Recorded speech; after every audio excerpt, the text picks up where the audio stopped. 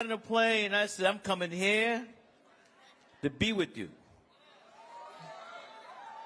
This is a very, as I said before, historical night. And I know let's give applause to all the people that put in the hard work. Who worked on this campaign from can't see in the morning to can't see at night. And upstairs with Rev, it's coming down soon. And we will not be denied. Because we are on the right side, check this out, we're on the right side of her story and his story. You got to say both now, and I'm down with it. My wife put me in check. Deep check. Thank you, Tanya.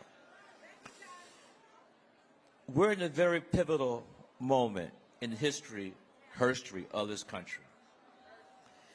We've seen a lot of shenanigans, skullduggery, subterfuge by the former president. I don't call him by his name. I call him Agent Orange.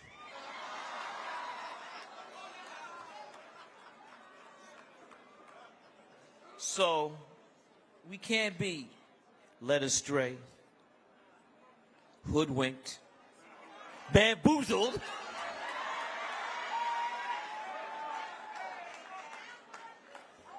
We've been through that.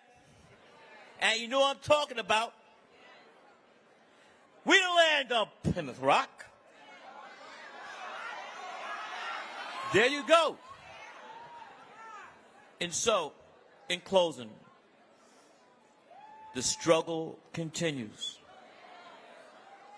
And for our people of color, today, our ancestors are looking down upon us. And they're telling us to continue to do the right thing. Thank you.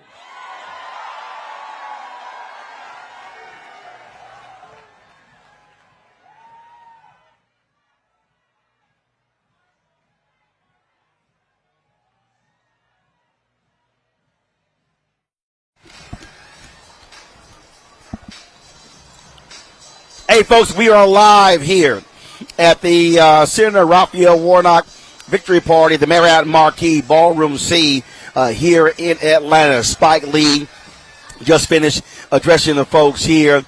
We are looking for the results that are coming in. So far, about 71% of the vote is in. It is tight. And so it was real tight.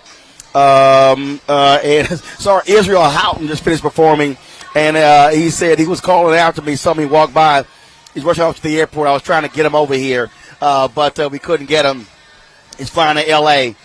So Israel performed a little bit earlier, and so we're going to be joined in a second by Latasha Brown, Cliff Albright, co-founders of Black Voters Matter, Congresswoman-elect Jasmine Crockett of Texas. She's here as well. Earlier, I saw Harris County Commissioner Rodney Ellis. He stopped by. He's flying back to Texas. Actor Omar Dorsey is going to be here as well. And so, hey, guys, what happened? Our volume went down. What happened? My volume went down. I hear myself. Okay, how's my – no, I'm hearing myself talk. All of a sudden, I couldn't hear myself. Am I still up? Okay, cool. All right, so just checking. So, folks, we're back live here at the Warnock campaign. Again, we're going to be chatting with a bunch of different people, wait for them to come in. We're going to seat her in a second, and that is Congresswoman-elect Jasmine Crockett. And so let's go ahead and get her in the chair. And so we got folks who are already lined up, ready to go. And so just get the headset on, and we're going to chat a little bit here. All right, folks, again, so joining us right now here in Atlanta, Texas, she's going to be replacing Congresswoman Eddie Bernice Johnson in Congress, and that is Congresswoman-elect Jasmine Crockett. Jasmine, how you doing? All right, then. Oh, we got Jasmine's audio. We're good? All right, folks. So, Jasmine, it's tight right now. It is. People keep hitting me. They're like, oh, my God, what's going on? I'm trying to remind them the largest blue counties, Fulton County, Gwinnett County, they're not in. When they come in, they're going to come in like a train wreck. Yeah, they are. It's going to be like a train coming in. Yeah. Trust me, Herschel Walker ain't going to win 20% of those votes. So if you talk about 200,000 votes come in, it's going to be a cakewalk for Senator Warnock. Absolutely. It's time for Herschel to go ahead and walk it on out. I'm done with him. Like, listen, I'm stressed that Georgia made it just this close. Like, what's going on, rural Georgia? Like, come on now. Like, the reality is that this is a guy that truly is not qualified to be a dog catcher in the state of Georgia. So I'm so excited for what I anticipate is going to happen for the good Senator Reverend Warnock, because I truly believe that our large urban centers are going to make it happen tonight. One of the things I was trying to explain to people, look, 1.83 million voted early, and then, of course, you have Election Day. And what I was trying to explain to folks, you got to count numbers. I said, and the same thing happened in 2020. It was like real tight, Ossoff, Warnock during the runoff. And folks were sitting here going, oh, my God, it's tight, it's tight. I was like, y'all, chill out. I said, when this thing gets to 73, 75, 80%, and then when those blue counties come in, you're going to see the rush. And that's exactly what happened. No, it's absolutely right. I mean, when we think about it, if you're living in, say, a small town of 2,000 people, you can get that 100% in really good, really quickly. That's easy. But when you're talking about, like, urban Atlanta, when you're looking at Cobb County, when you're looking at these large. DeKalb County. Yeah, when you're looking Fulton at these County, large metropolises. Gwinnett. No, you can't count those votes that fast. So, no, it's going to be fantastic. I absolutely believe that, number one, people stay woke. As much as these Republicans are like, we not going to be for all that wokeness, absolutely. People say, wait a minute, Herschel Walker got a little too close. So some people that were chilling out, they decided, you know what, I need to wake up and get my butt to the polls. 1 second. Atlanta Mayor Andre Turner is now speaking. Let's go to the stage. Hey, you know you from the ATL when you play Jeezy every time you walk out. This night, this is the day that the Lord has made. And I'm going to rejoice and be glad in it. And you know why? Because we are marching on to victory tonight. My friend, our senator, our pastor, our brother, Raphael Warnock, has done an amazing job in the United States Senate. And so people all across the state of Georgia have gotten to know this man and seen his leadership, seen his integrity, seen his capacity, his compassion, and now they understand what real leadership looks like.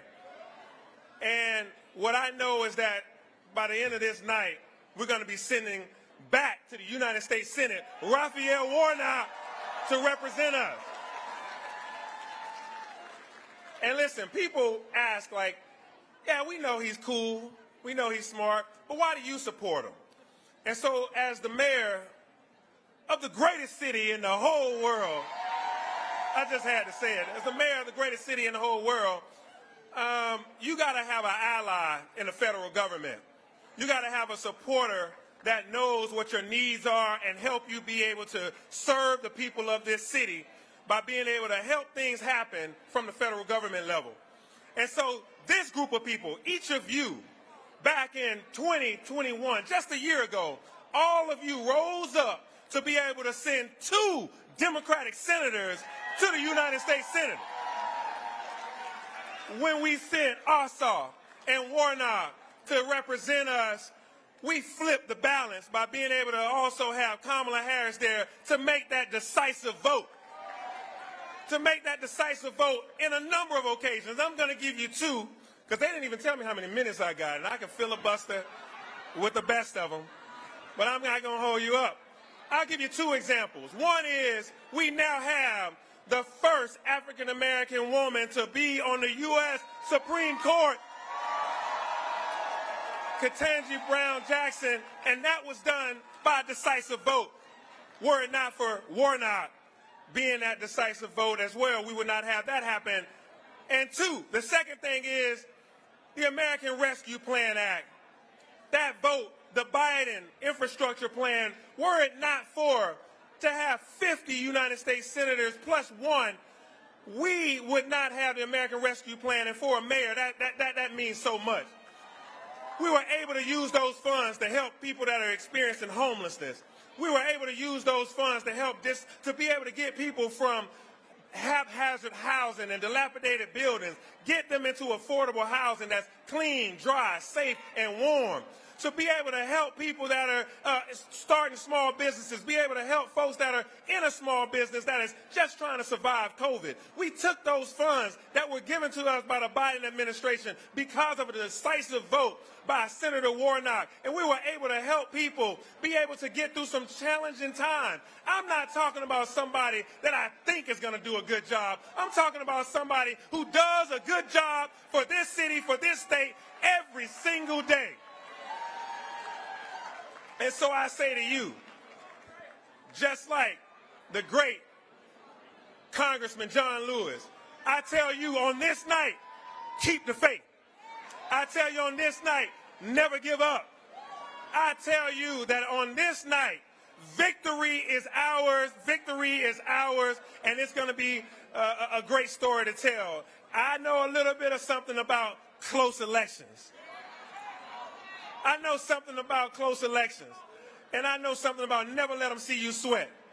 So tonight, we're going to party, we're going to turn up because we're in the ATL. We're going to do it for the A, we're going to do it for the GA, and we're going to do it for the USA. Let's go, everybody. Let's go. That was Atlanta Mayor Andre Turner, folks. The excitement is building. Here's the whole deal. Folks have been texting me saying, oh, my God, it's tight, it's tight. But the reality is, folks, Senator Raphael Warnock is going to be reelected to the United States Senate. Dave Wasserman, you often follow him. He just tweeted, I've seen enough. Senator Raphael Warnock defeats Herschel Walker in the Georgia Senate runoff, giving Democrats a 51-49 majority in the Senate. The bottom line is, it's the math, Congresswoman-elect Crockett. When you look at it, the number of blue counties that are out, the number of votes, knowing full well how black folks feel about Herschel Walker. Bottom line is, he ain't getting black votes. And so although people right now are freaking out how tight it is, you're going to see Warnock go up by 20, 30, 40, 50, 60,000. I wouldn't be surprised if this ends up being 150 to 200,000 vote victory by Senator Warnock. Yeah, absolutely. And you know what? People kept saying, what difference does it make? We got the majority. And I'm trying to let them know these courts, they're stacked up against us. I'm trying to let them know the reason we don't have voting rights is because we've had to deal with two senators that seemingly didn't want to get off the bench and act like they was on our side. And so you like need as many votes as possible because you're going to have races in 2024. Yeah. So you don't want to have to sit here That's right. and try to win another seat. You want to lock this one down and build on it in 2024. Absolutely. They're saying that 24 doesn't look as good for us as 22 It's a number of red states. Yeah. It's a number of red seats. You know, the chances of us flipping them, who knows? Probably about the only one that's possible is Indiana. Yeah. Well, and here's the deal. We don't know who's going to be at the top of the ticket for either side right now. Go. And that really drives turnout. The top of the ticket always drives it. So if we've got the excitement, then we're in a better position. But if for some reason the excitement lies on the Republican side, the chances of us flipping something slim to none. Not to mention, you know, the Supreme Court, they threw us a Hail Mary with their nonsense, right? Yep. So that was one of the things that was fueling voter participation. I don't know if they're going to go ahead and give us any more Hail Marys right there as we're going into another election. Tell folks what life has been like for you preparing to head to Congress, going from the Texas State House, the U.S. House. It's a whole different world. It is a different world, but listen, it's so much better than it was on the other side. I mean, listen, in the State House, they've got the State House, they've got the State Senate, they've got the Governor's Mansion. At least I'm walking into the U.S. House, and unfortunately I'm walking into a minority but they don't have the Senate. They don't have the White House. And so I've got an opportunity to do some things. I'm really excited because this week I was elected as the first black woman to ever be elected as freshman representative to leadership, which is amazing. Unfortunately, we've not had a black woman in Democratic leadership in the U.S. House since, guess this, well, let me see if you know. When was it? Say it again. Shirley Chisholm was the last black woman that was in Democratic leadership Of in course. the U.S. House. And so now myself and Lauren Underwood are the first two black women to enter House leadership. So it's sad, but, you know, it is what it is. So often Hold Democrats up. you're not finna groove this out. I got to stop you because today, y'all, is December 6th. Happy birthday, Frankie Beverly. Oh, here we go. Here we go. In fact, let me tell you happy belated Founders Day, because I figured you was going to tie it into that some way, somehow. Hold on 1 second. I gotta do this here. I got to do this here. I got it on speakerphone. I don't know if we can hear.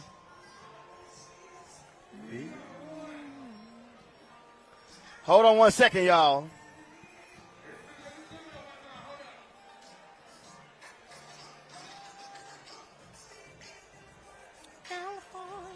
So y'all know what I'm doing. I'm calling Frankie Beverly. Which he should be celebrating his birthday. All right, I'm going to send him. Let me do this here.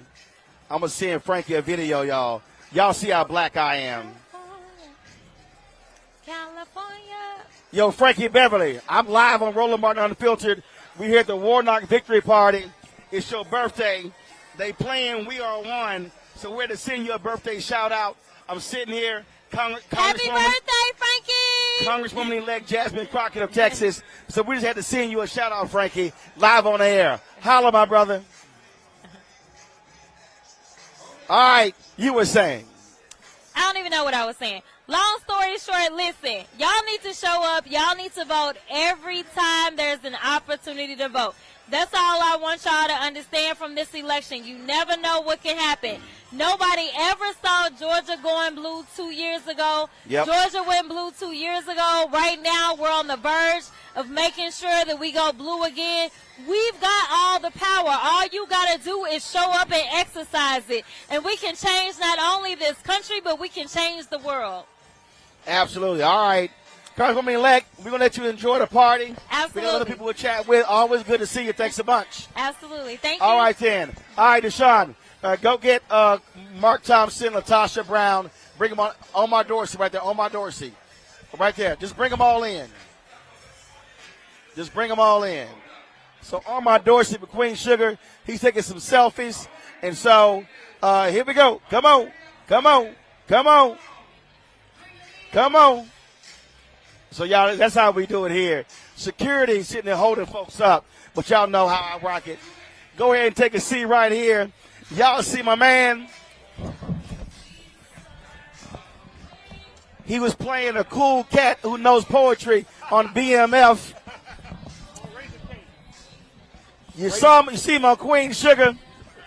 And every week he was on Ray Donovan. I was hoping he got killed.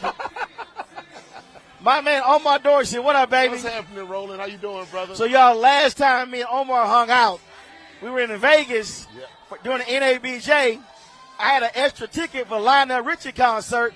I was like, Omar, you want to go to Lionel Richie concert? He was like, say what? Yo, it was crazy. It was the night of my life. Oh, I'm gonna tell pull you. the mic up. Sorry, right here? There you go. There we go. No, it was the night of my life. Roland is so famous. He had us in the back. First, Lionel Richie was like, my frat brother's in the house. Where's Roland Martin? Everybody was like, who is this guy? And then we go to the back, hanging out with Lionel Richie, talking to him, man. Roland always set it out. And every time I come out with him, he always sets it out. Yo, it was crazy. So, Omar, man, huge night, huge victory night. Yes. Huge victory night. Yes. Bottom line is they haven't called it yet, but blue cows are coming in. Yes. Fulton. DeKalb. Cobb. Senator Warnock is going back to D.C. He's going back to D.C., and I'm so proud. You know, I'm a native Atlantan, I'm a native Georgian, and man, it makes me feel so good when we have somebody to represent my state who I can be proud of. You know, and he is loyal to the soil. I remember the work he was doing with Troy Davis. I remember all the stuff he's done way before he became senator, man. And, you know, I'm just so happy. I've been on a trail with him for this whole week, been campaigning in Macon, campaigning in Savannah. We've been everywhere with him this week. So I'm just so glad, man. We're going to party tonight, Roland. So, man, look, there have been folks who have been putting the work in, making phone calls, knocking on doors. I was just, Israel Houghton has been performing all around. Yes. T. Nice has been all around. That's my brother. I mean, folks really said, hey, we got to get Warnock back to D.C. That's what it is, you know, because what happened was D-Nice hit me up. It's like, yo, I'm in your city. I was like, well, what you doing? I'm doing stuff for Reverend Warnock, for Senator Warnock. I said, I'm coming with you wherever you go. And, you know, I just rode his coattails all around the state, man, and it's been beautiful. It's been so lovely to see all the people coming out. Last night we were in the West End, and it was such an amazing, different, diverse group of people there. Man, and Reverend Warnock, man, he said one of the greatest things. He said, Herschel Walker was a great running back. Now we're going to get him running right back to Texas. Well, see, man, look, I tell people all the time, that, look, you're a celebrity, but you're still a resident. 100%. You're still a constituent. Yes. And that's what I'm saying. So whenever, you know, when I'm with you in D.C., man, the people who represent me in that state, represent my state in that city, man, they have to make me feel proud. I don't want to be embarrassed when somebody's like, oh, that's your senator or that's your congressperson. Like, no, they don't represent me, but they do. They do, and that's why I'm so glad that we bring my man right back to D.C. Well, look, man, the thing is, tonight, of course, 2 years ago, he was filling the unexpired term of Johnny Isaacson. 100%. Now, he's there for the next 6 years. Next 6 years, man. I'm so excited about that. Just the things that he does for this state, for the farmers, and this for the underprivileged. This was way before he was the senator. You know, these are the things that we need to be representing us. Like I said before, this is what we need.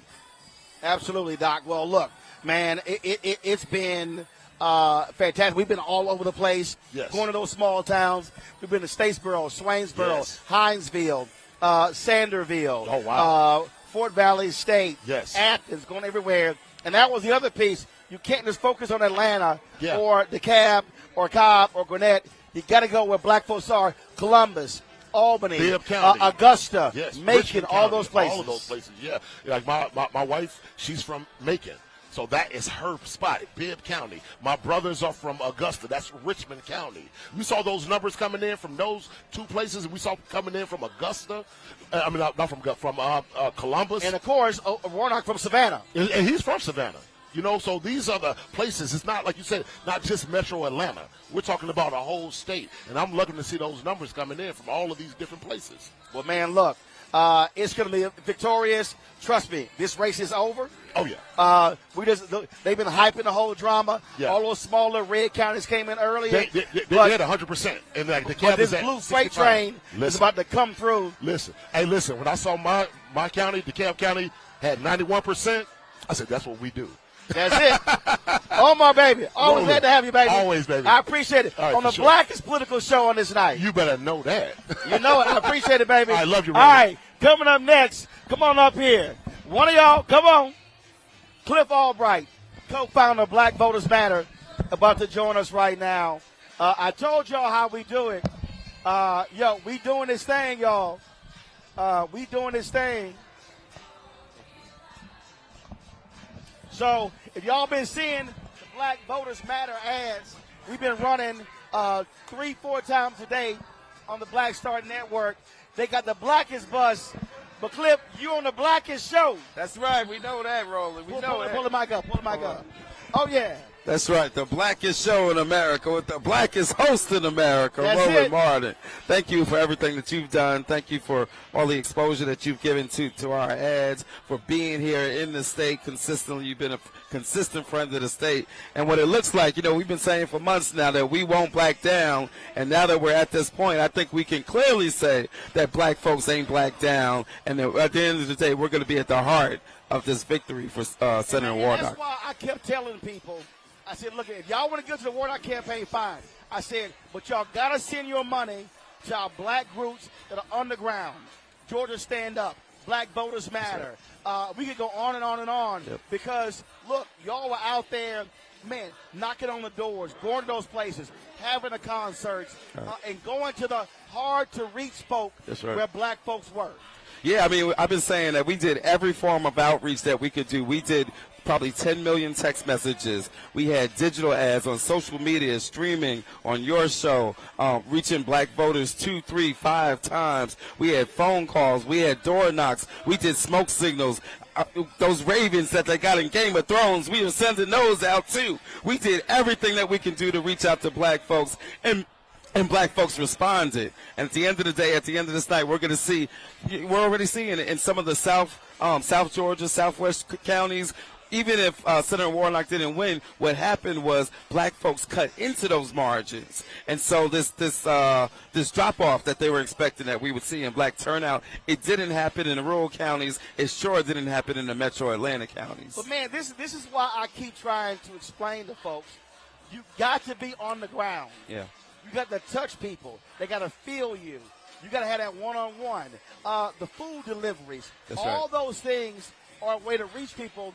I keep saying to these white strategists, you got to stop just putting all the money on TV. That's right. You got to touch the people. That's right. You got to touch the people. We were out in the street all day today, just on the street corners, going door to door, having food trucks at different places. We were in a community. We were at the 12th district, the Atlanta City Council 12th district, a place that had 4 polling places that had some of the lowest turnout during the early vote. We looked at the numbers. We know our communities. We looked at the data. We went to those communities. We touched them. And we had a lot of people who would stop by and said, thank y'all for doing this. We don't usually get this kind of attention. We didn't get this attention back in November. We're glad that you're here now. And I think that we're going to see that type of effort and the effort that the rest of the ecosystem did, that's the thing that turned the corner and allowed the turnout to go up, even though people were projecting that there would be this big drop in black turnout on Election Day. And look, and it was also understanding and said, okay, fine, y'all want to change the rules? We can't pass out water. That's right. We can't pass out food. And so when I went out, and of course, Georgia Stand Up, where they had food trucks right across the street. That's right. And they had the water and the snack. So they said, come by before you get in line or come by after you get in line. And so as Deborah told me, they said, fine, we can't be 150 feet away. We're going to be 155 feet away. That's right. That's right. And that's what we did. And we did that in a bunch of places across the city and throughout the state. We had groups doing the same strategy throughout the state, even in the rural areas. Because at the end of the day, can't nobody tell us that we can't feed our people, that we can't support our people when we're online. We will never let somebody keep us from being able to do that. We might have to find a way around it. We might have to move 5 feet further back. But we will always be there to support our folks, especially when we're waiting on lines that shouldn't be that long and are only that long because of voter suppression. And see, that's why I keep trying to explain to people. When we're talking about these numbers, that what they don't understand is when they say, oh, voter suppression isn't real because look at the numbers. No, we've always had to jump over hurdles. That's right. We always, the same people that say, oh, there must not be voters. Now, y'all know this is a black U.S. Senate when they playing swag surfing. Right. Okay, y'all. Hey, Mark, come here. Come on. We got to end the interview. We got to go out there and surf. We got to go out there and swag surf. Come on, get up.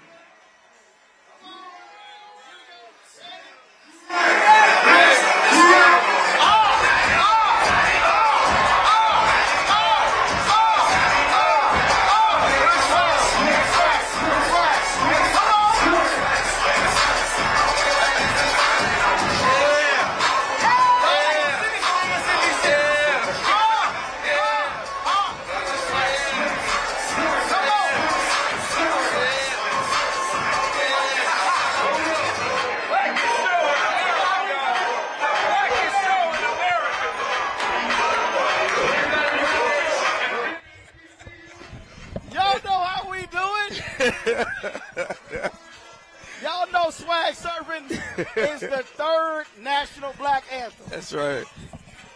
Oh, Lordy. The blackest show in America, y'all. Blackest show in America. Y'all know swag surfing is the third national black anthem. Lift every voice and sing. That's right. Before I let go. That's right. And swag surfing. Y'all know. That's what I'm telling y'all. Stop watching MSNBC. That's right. That's right. Keep it right here. That's how we do it. Oh, Lord. So one of the points I was saying, we've always had to jump over every hurdle they put in front of us. Yeah. You know, the same people that like to say, oh, you didn't have voter suppression because y'all were able to come out and vote and y'all were able to set a record. Those are the same people that say, oh, Harriet Tubman helped 100 people get off the plantation.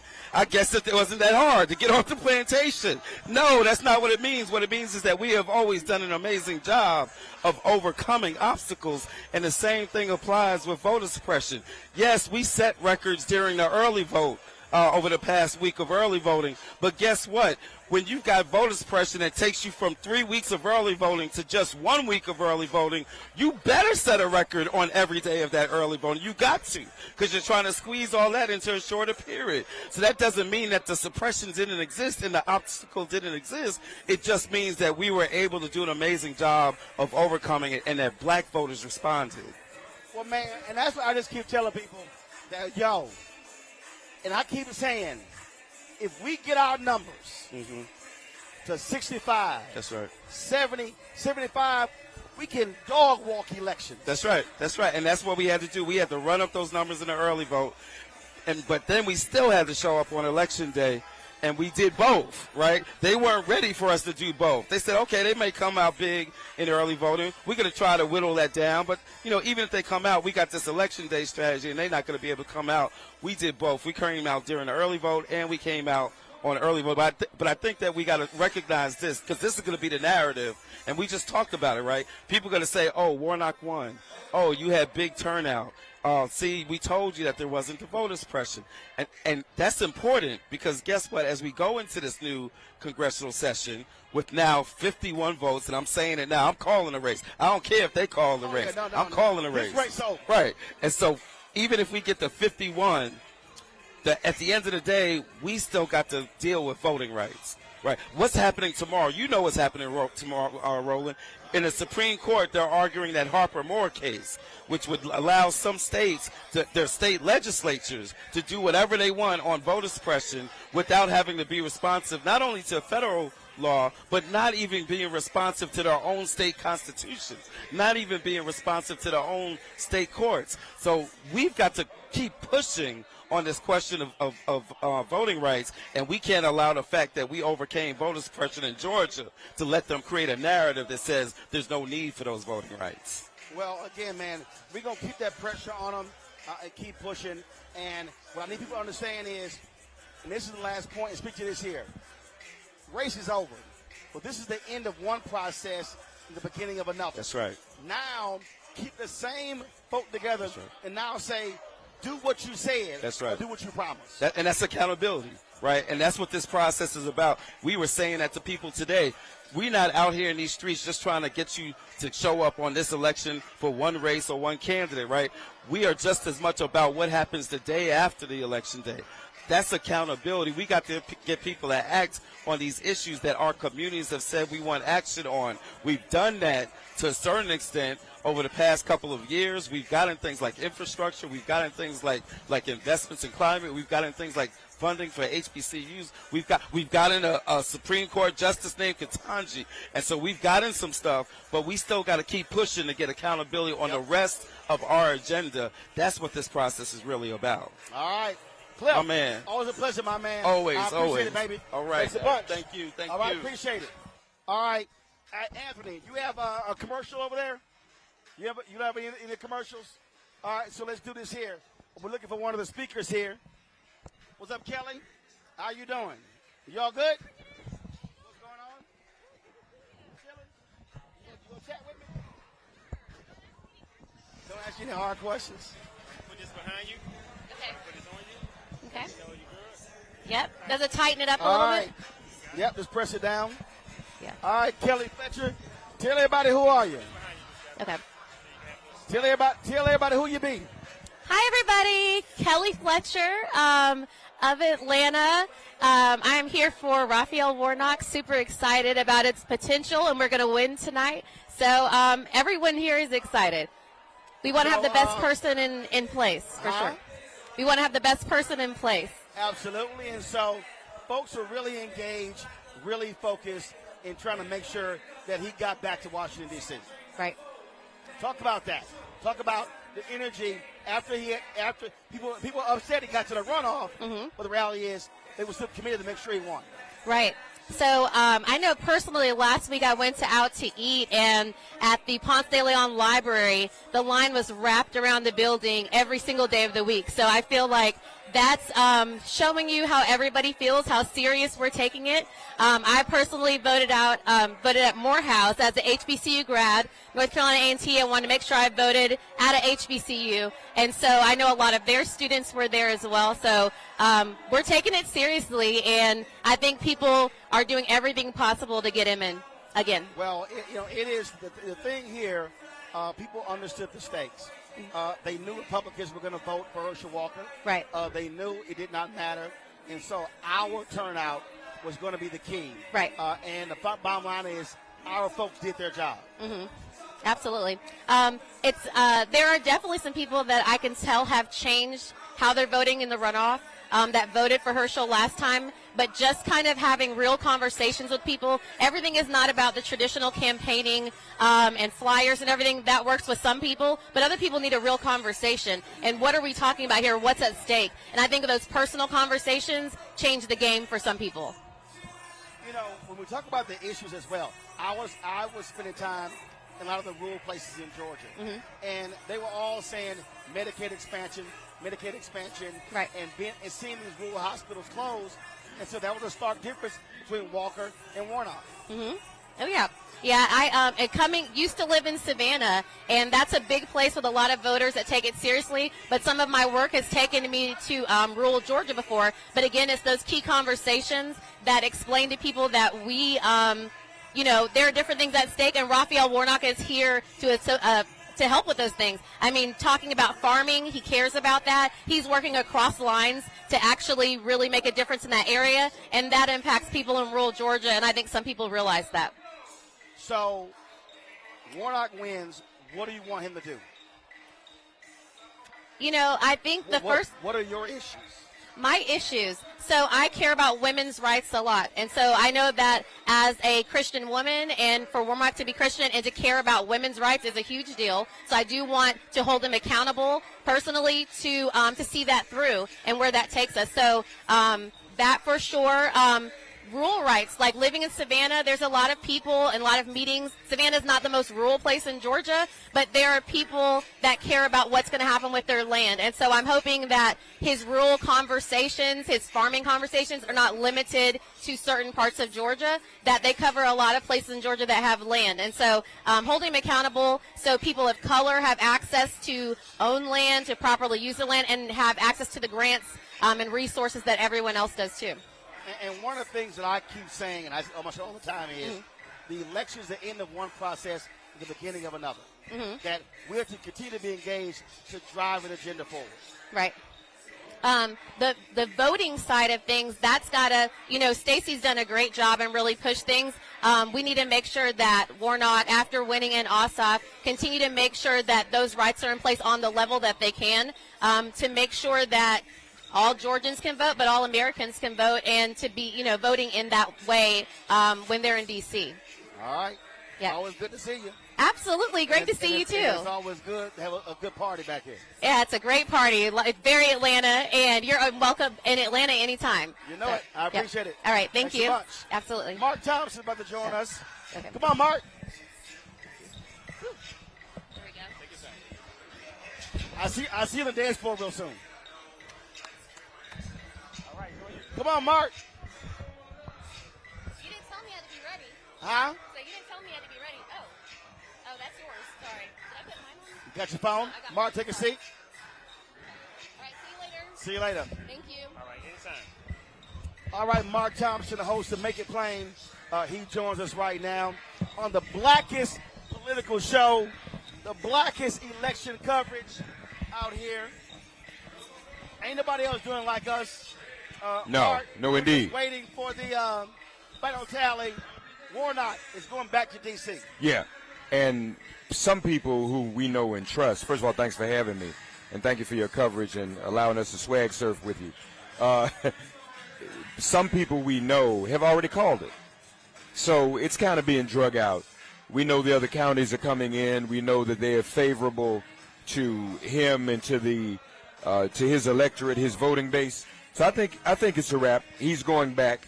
The numbers continue to go up. So unfortunately, it's being dragged out a little bit longer than we want it to be.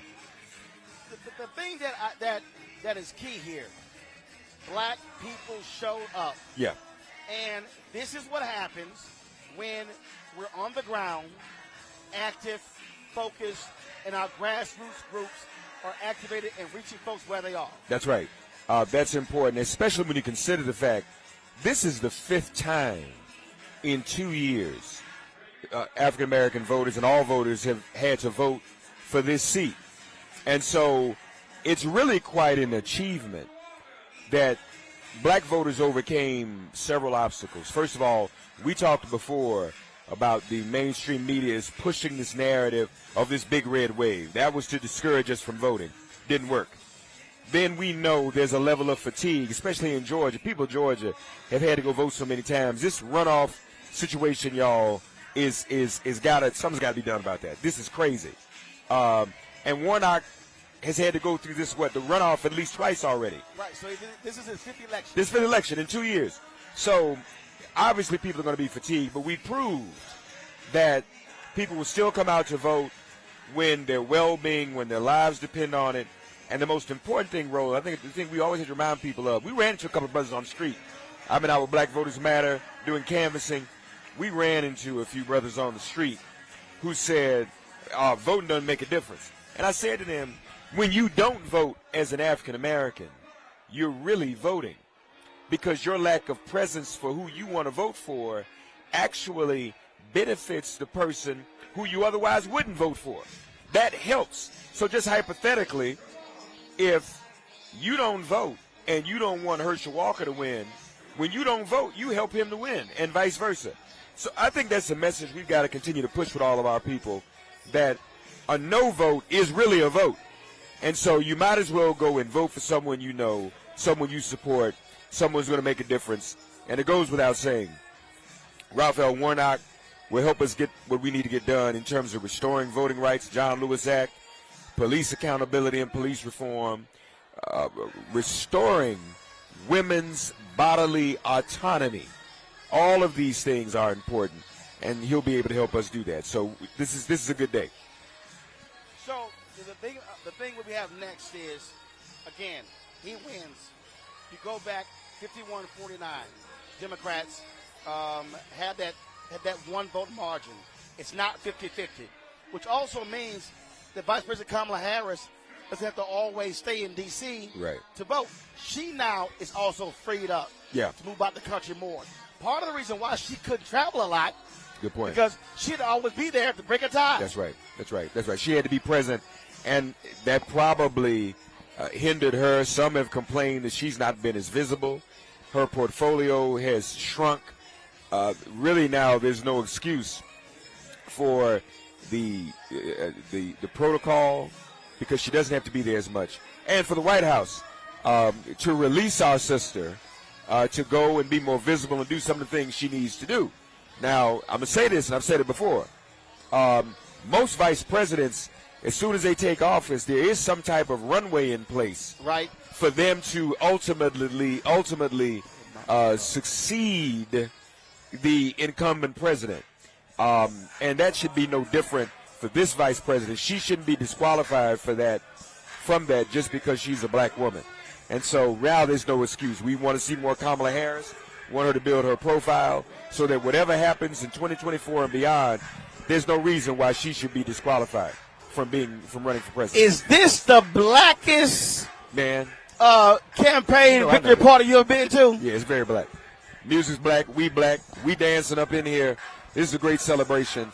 And it's also historical because we are here really where a great deal of the civil rights movement was based, in a community that is known for its HBCUs, in a community that is representative of black economic business and success in terms of a city. So this is historic, and it's about time that we've been able to show just how meaningful the vote is. Our friend Tamika Mallory just posted something on her Instagram, which she said, black people have saved America again. Look at all these elections. Black women had to stop Roy Moore in Alabama. He was going to be on the Senate. Once again, the African-American electorate has stood up and showed out. And, you know, we just want to make sure that they not going to play King George. Don't leave. Go ahead and leave. Wow. One woman got to have three. I told y'all. This the blackest party. They got King George. She don't give a eye. When they tell. Go ahead and leave. Oh! Woman to lift you down. One woman just to lift me up. She don't give a leave. Go ahead. Out the door. Come on, King George. Yeah, it's real. First of all, I got some fool here. Official Don. Roland comes off his fake. Official Don, get the hell off my page.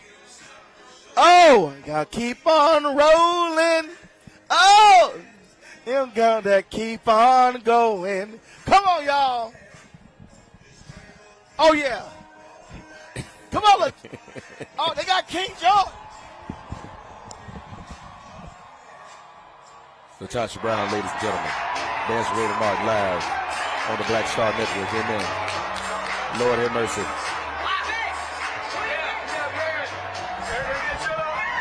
Hey.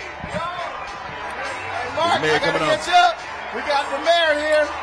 Mayor put the headset on right there. Good to see you, brother. All right.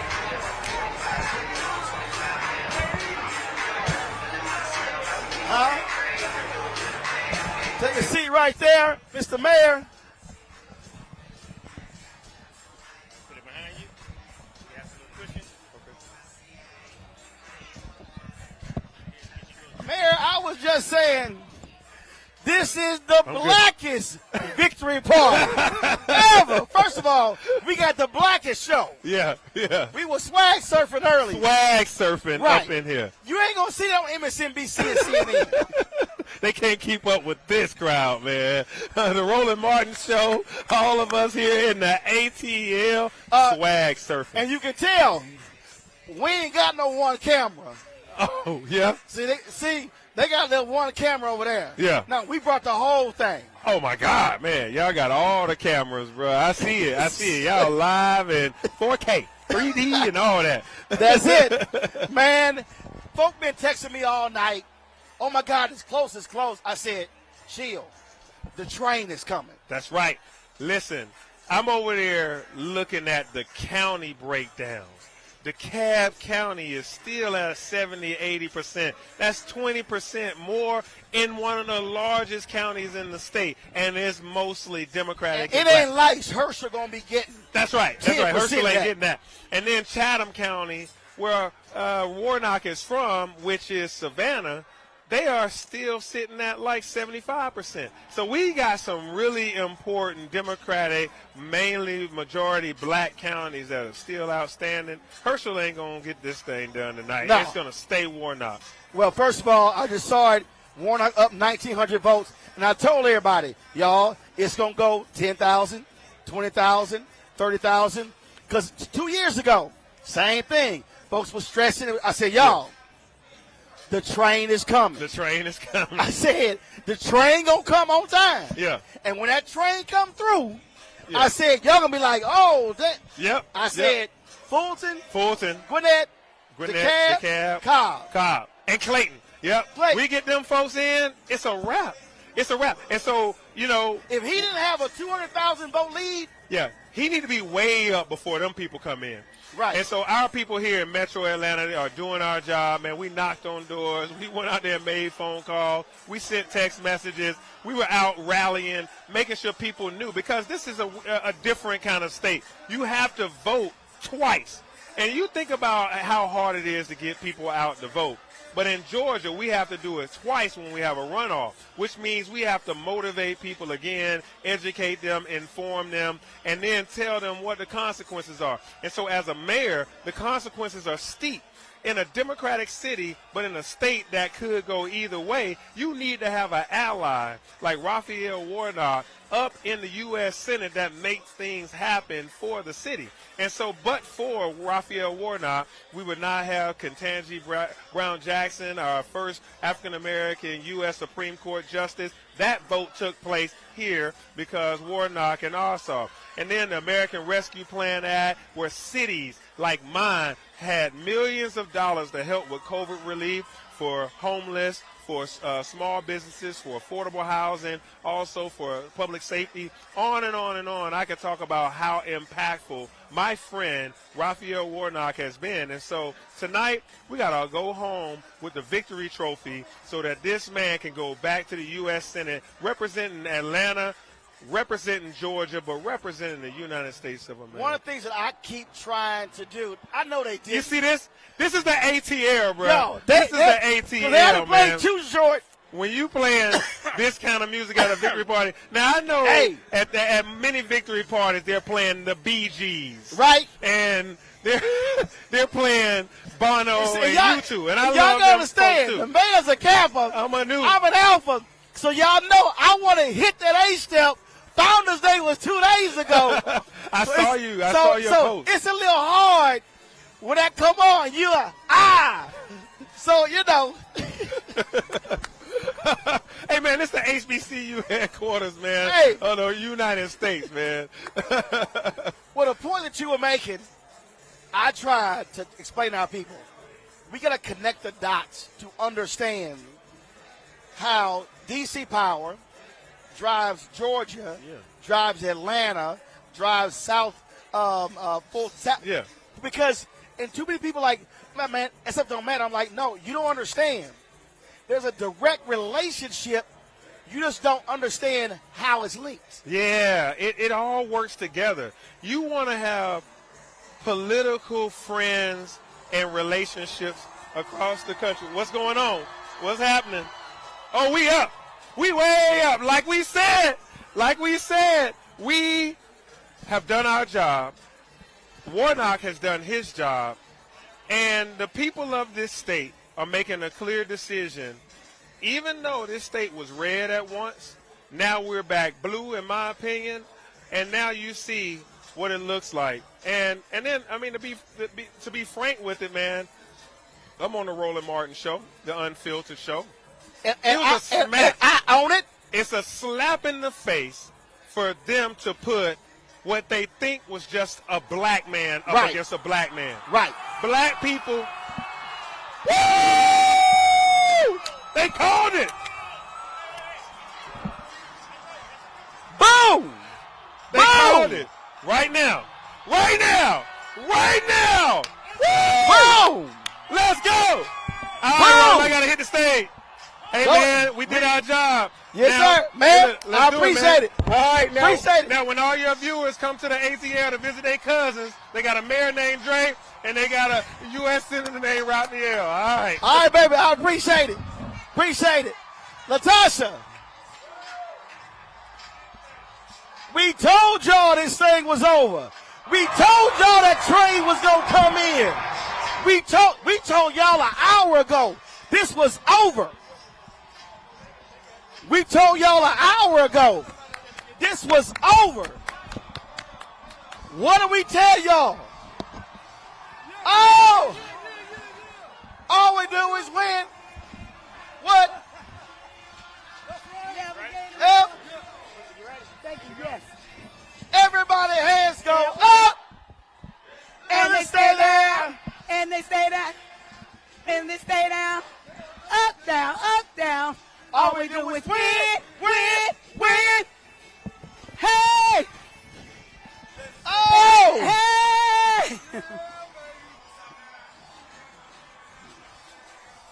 We told y'all.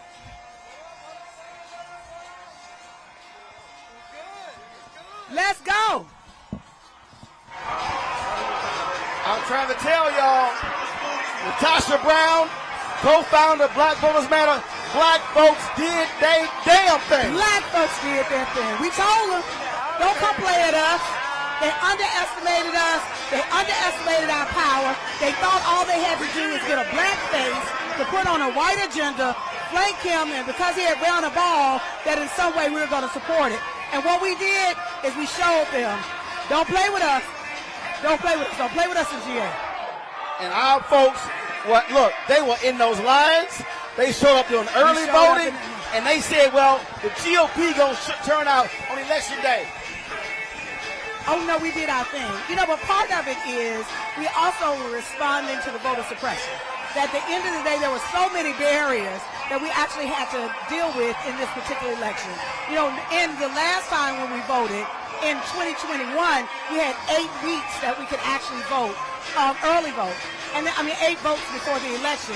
This time it was truncated and half the time. We only have 4 weeks. In addition to that, what we also saw is a major drop in mail-in voting. So there was a 1.2 people voted in mail-in voting last election cycle. What we saw in the midterms, only 0.2 million people voted, which means there were 1 million people who had access mail-in voting that didn't vote. And then to add insult to injury, here we have the Secretary of State, who is supposed to be the constitutional officer to not only govern the elections, but he's responsible for getting citizens engaged in elections. And instead of him literally wanting to expand access, he actually sues to keep from actually having an election day on that Saturday because of a Confederate holiday.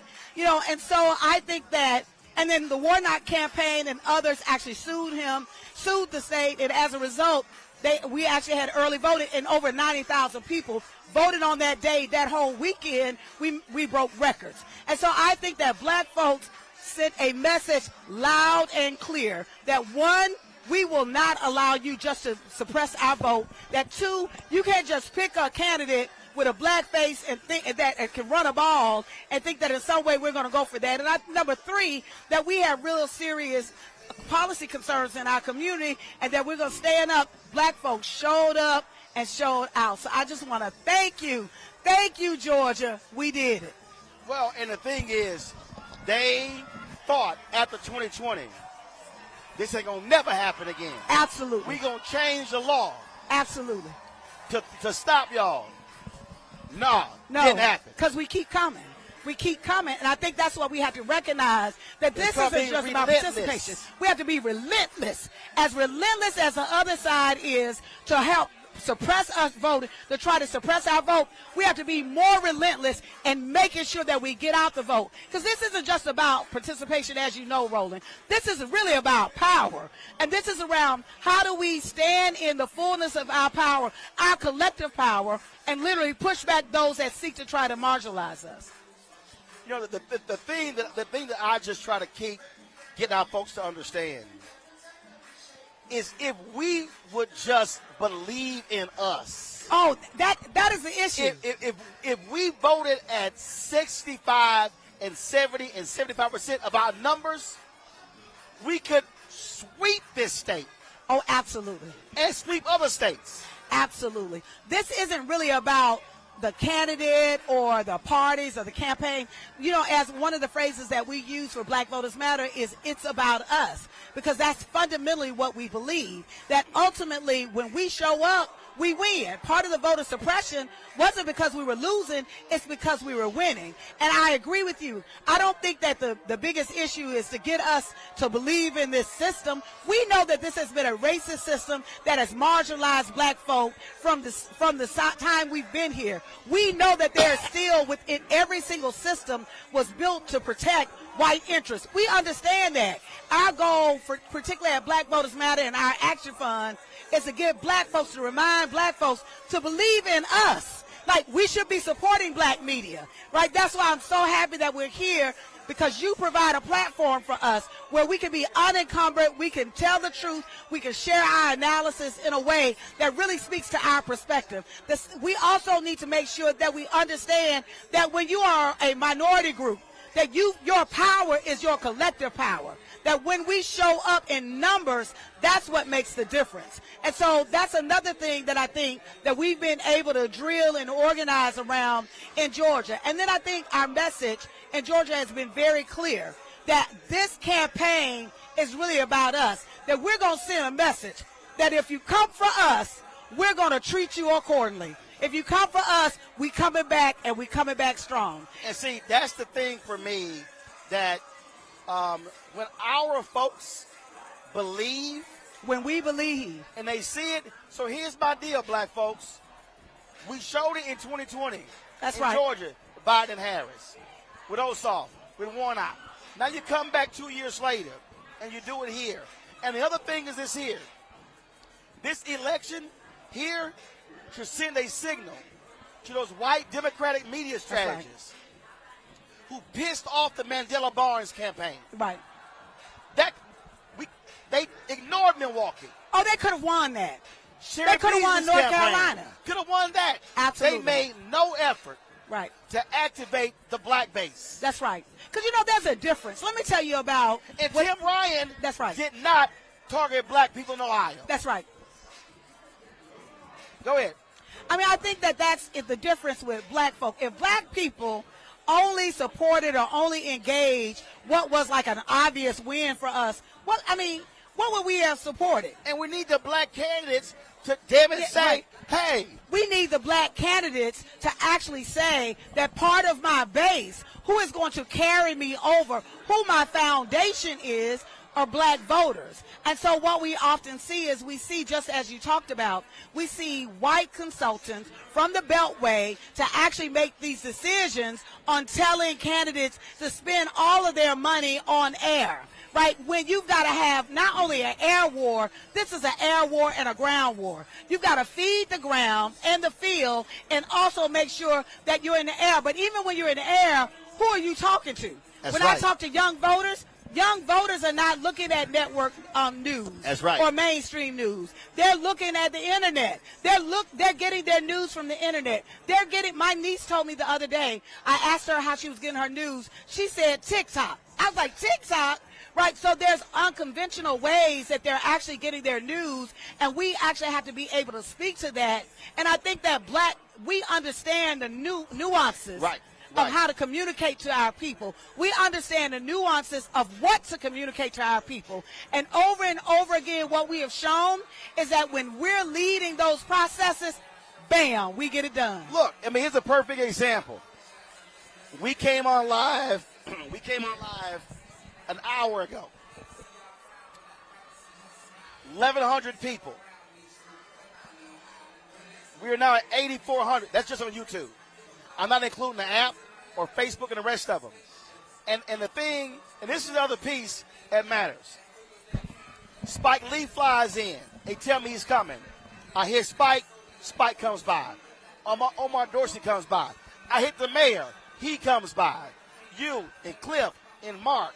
And the other thing is for black folks, for black candidates. That's right. For black folks, talk to black-owned media. Absolutely. Don't ditch us Absolutely. and ignore us and run to MSNBC and CNN. Absolutely. Help build this ecosystem. Absolutely. Right, because we need you. We need black media so that we're literally telling our story. We've seen where some of this and not white hoping strength. they call. I mean, look, you ask people to put out videos saying, we miss Tiffany.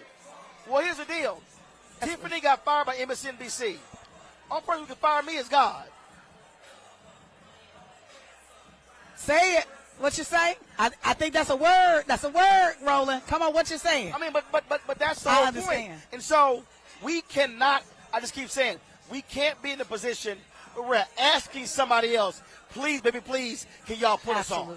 Absolutely. We got to have a direct conduit to our people. Absolutely.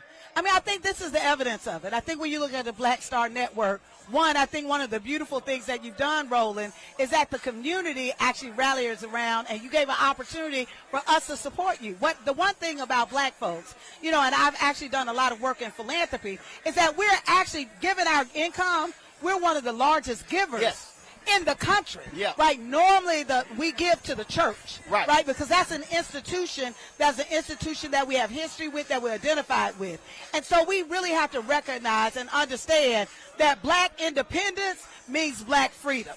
Right? And in order to get black independence, it's going to take black dollars. Right? Yep. And we need dollars to support this kind of work so that we have this platform, so we can have a Spike Lee that can come up, because part of the reason why we're coming is because of relationship. We've got relationship with you and understand the importance of this platform and the importance of getting the message directly to our people in a way that is unfiltered. And see, what I keep telling our folks, that why they got to support the work that y'all doing, y'all are doing this stuff 365. That's because in the past, it was always, well, let's jumpstart it when election is around. No, because after this, next year, they're going to be local mayoral elections. Absolutely. School board elections, DA races, judicial races, state rep, state senate, gubernatorial. Every year, there is an election somewhere that impacts black people. Absolutely, because for us, it isn't about an election. I want people to be real clear. It is really around how we building out the infrastructure. How do we build out the entire ecosystem for power? We're unapologetic around that. And we also recognize that while voting has a tremendous amount of power, it is not the only source of power, that it is one very, very important key. And so for us, we're engaged in a process 365 days out of the year of really getting our people to center this notion of we've got to build power. Even tomorrow, we actually have our bus going down to Louisiana. A lot of people don't know that there's still a runoff in Louisiana. We don't stop the work. We show up and we ride because we need power, as much power. When your community is under attack, when you are under-resourced, when our children are going to schools that they don't have what they need, we cannot afford to just step back. We've got to be unapologetic about literally seeking power, and one of the ways to do that is to build out the ecosystem where we have communications, that we get our voices and our ideas and our information out to us in a way that's going to speak to us. That means that we've got to have organizations like Black Voters Matter that's not about a candidate or political party. Right. We can be as black, unfiltered as possible to speak to our people the way that we need to speak to our people and work with our people 365 days out of the year. We'll call out the Republicans, and we'll also call out the Democrats, because for us it's really about, we have our interest is really around black power. And whenever we feel that's under attack, we've got the freedom and the independence to call it out. And one of the things that, again, I'm consistently saying is that with the work that y'all are doing, you arrest tomorrow. Well, we ain't resting tomorrow. Our bus, we leave at 6:50 in the morning. Well, headed down to Louisiana. Well, I leave at 6:30 here to Houston. What I mean is, we all got to recharge. We got to recharge. We all got to rest. But when the election is over, we must stay activated to now make them do what they promised. Oh, absolutely. We go immediately into accountability mode. I mean, part of, I think, the process has been that we have been reduced. Our political engagement in this country has been reduced to participation. And that hasn't just been on black folks. That has also been on our elected officials, that quite frankly, all they wanted to do is to round up the Negro vote. Let's just round them up, come vote for us, and then go on back to your communities. We know what to do, and we know what that has gotten us. And so what we have to do is we have to stay engaged in a way that really is about power. It goes beyond participation. This ain't about just participation. We want power, and we have to be unapologetic about it. But when you want power, you can't stop. When you want power, you have to continue to build and build and build.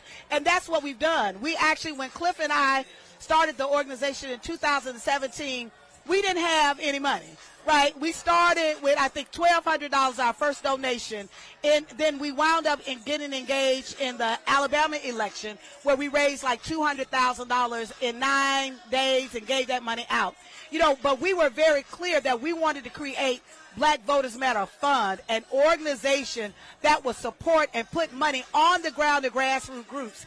And so after this election, I'm really proud that what we have done over the last 5 years is we've actually distributed, re-granted, i.e. we've invested over $30 million into Black-led grassroots groups on the ground. That means we've actually written checks and given those resources to them and continue to work with them as a thought partner on the ground consistently. We didn't see in Georgia where two counties that actually went for Walker actually flipped this last election and went to Warnock, and that was actually fueled by Black voters.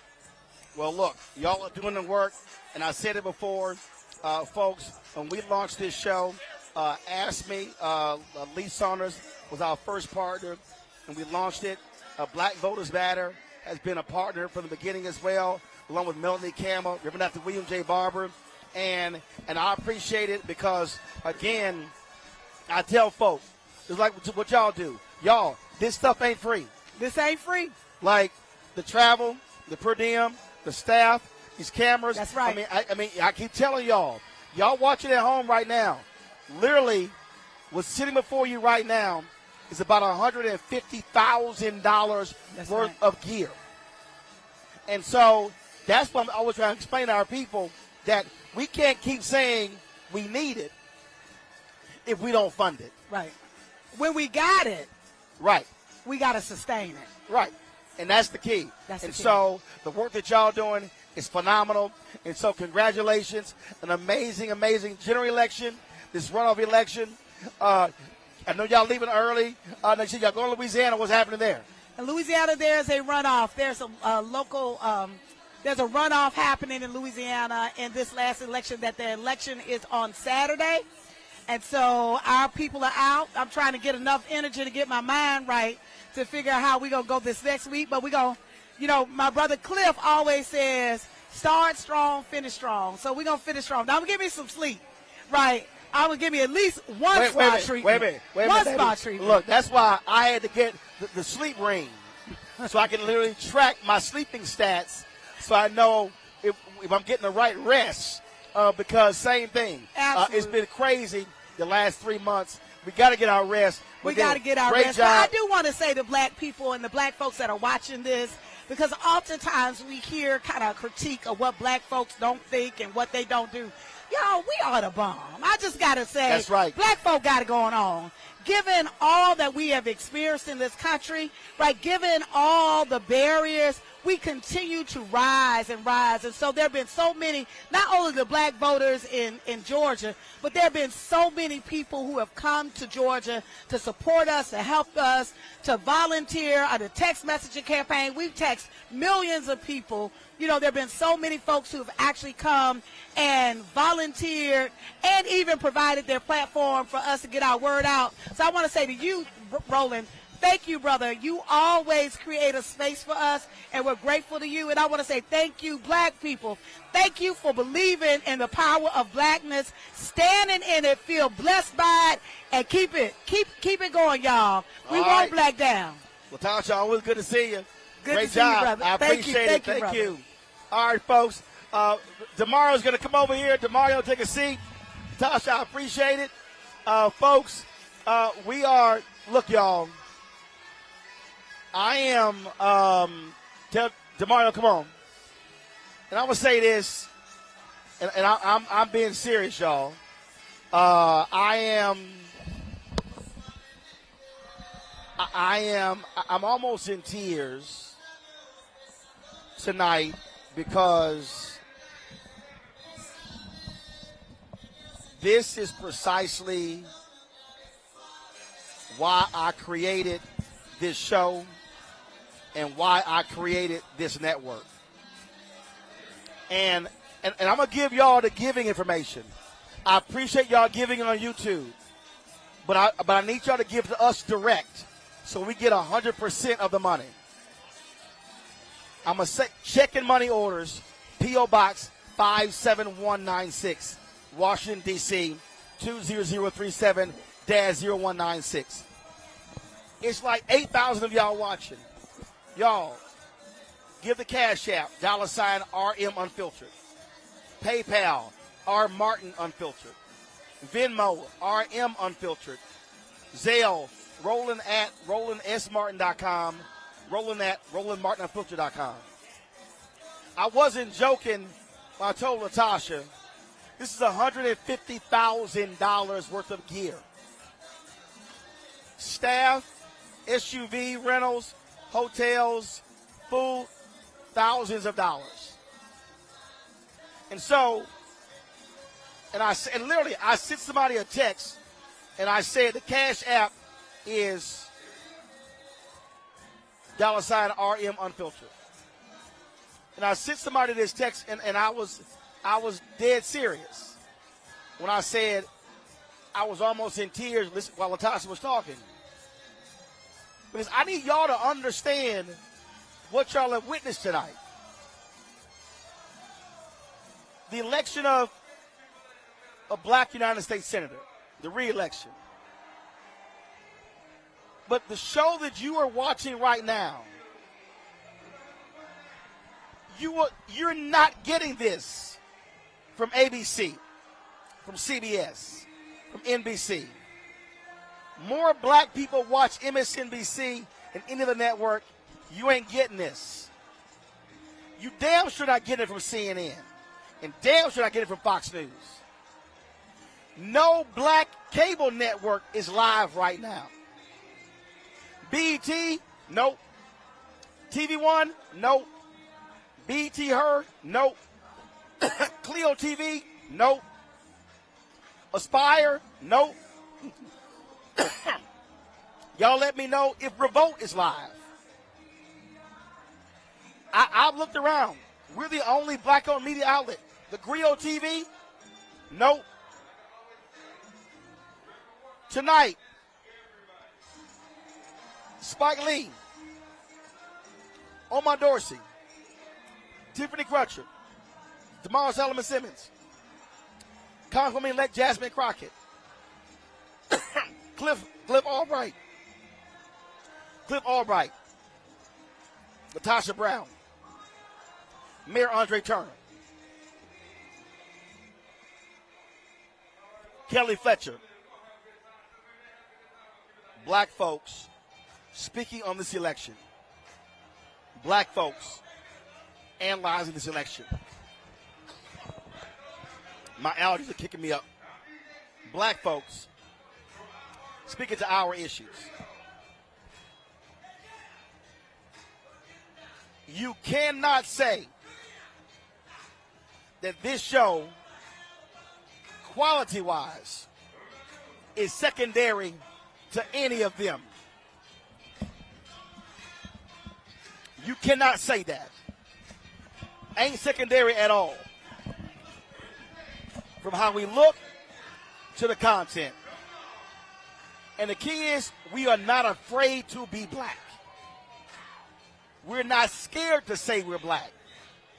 We ain't scared to swag surf. You missed that. Oh, man. And so I need y'all to understand. I built this. We built this for y'all. For nights like this. And that's why black-owned media matters. The nation's first black newspaper, Freedom's Journal, wrote on March 16th, 1827, "We wish to plead our own cause. Too long have others spoken for us." On this night, we didn't need MSNBC and CNN and ABC speaking for us. Us being here is us speaking for us. And so, I don't care what the haters say. All them new black media people, none of them are here. Not one are here. And so, this is why we do what we do. This is why we need your support. because we want to go higher and higher and higher. And Demario, that's the thing, bro. And I told somebody, I said, as I think about it, I said I was nearly in tears because when I had the vision, this was precisely what I visualized. Nights like this, us being here on the ground, in the building, doing a full-scale show, not using iPhones to give our people quality black news and information. Yeah, man, it's a beautiful night. I mean, it's so historic to be here with you and everybody else that you named, and to see that a brother. This is what Greenwood was about. Right, exactly. That's where I was getting to. This is what it would have been like if Greenwood was not bombed and burnt down in 1921 and continued to be oppressed to this very, very day. This is what it means to see us coming together, putting our resources together, fighting to push forward one of our best that we can offer in Senator Warnock. A true brother that's part of this community, that's part of our nation of black people.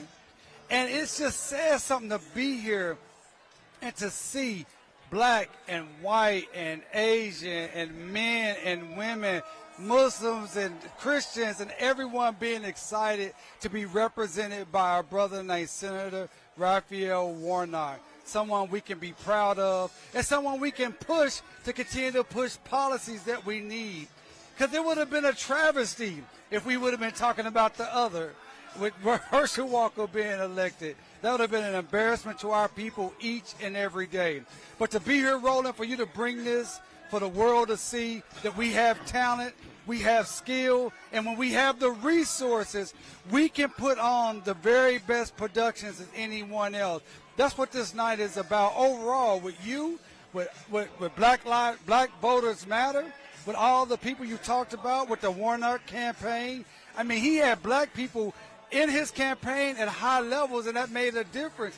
Even how we being treated as the media here amongst the other mainstream media, it makes a difference because Senator Warnock said, I want Roland Martin here. I want to give Roland Martin Unfiltered a very prominent space to do what we can do. It all matters. You know, man, I see the comments from people, and I really need them to understand. And I really need them to understand that this is not normal. No. This is not normal. In fact, Deshaun, I want you to shoot video. I want you to shoot video of our setup. I'm going to post that. Okay, I want you to shoot it over there and then come all the way around so they can see it. And the thing is, and I mean, people understand, I'm not saying this for ego, pat myself on the back.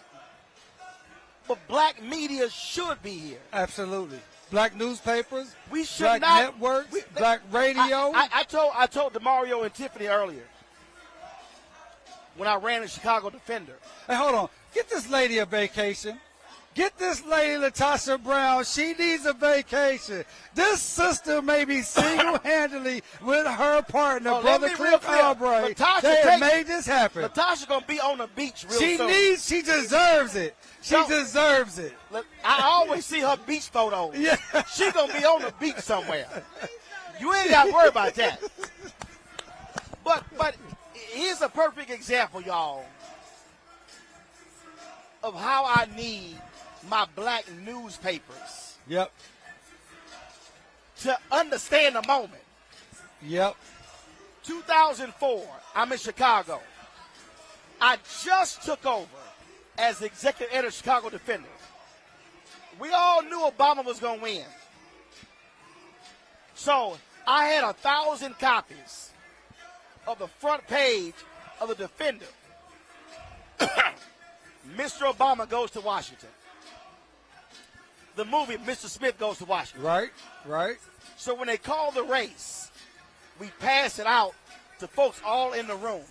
And all the local media held it up. All local media.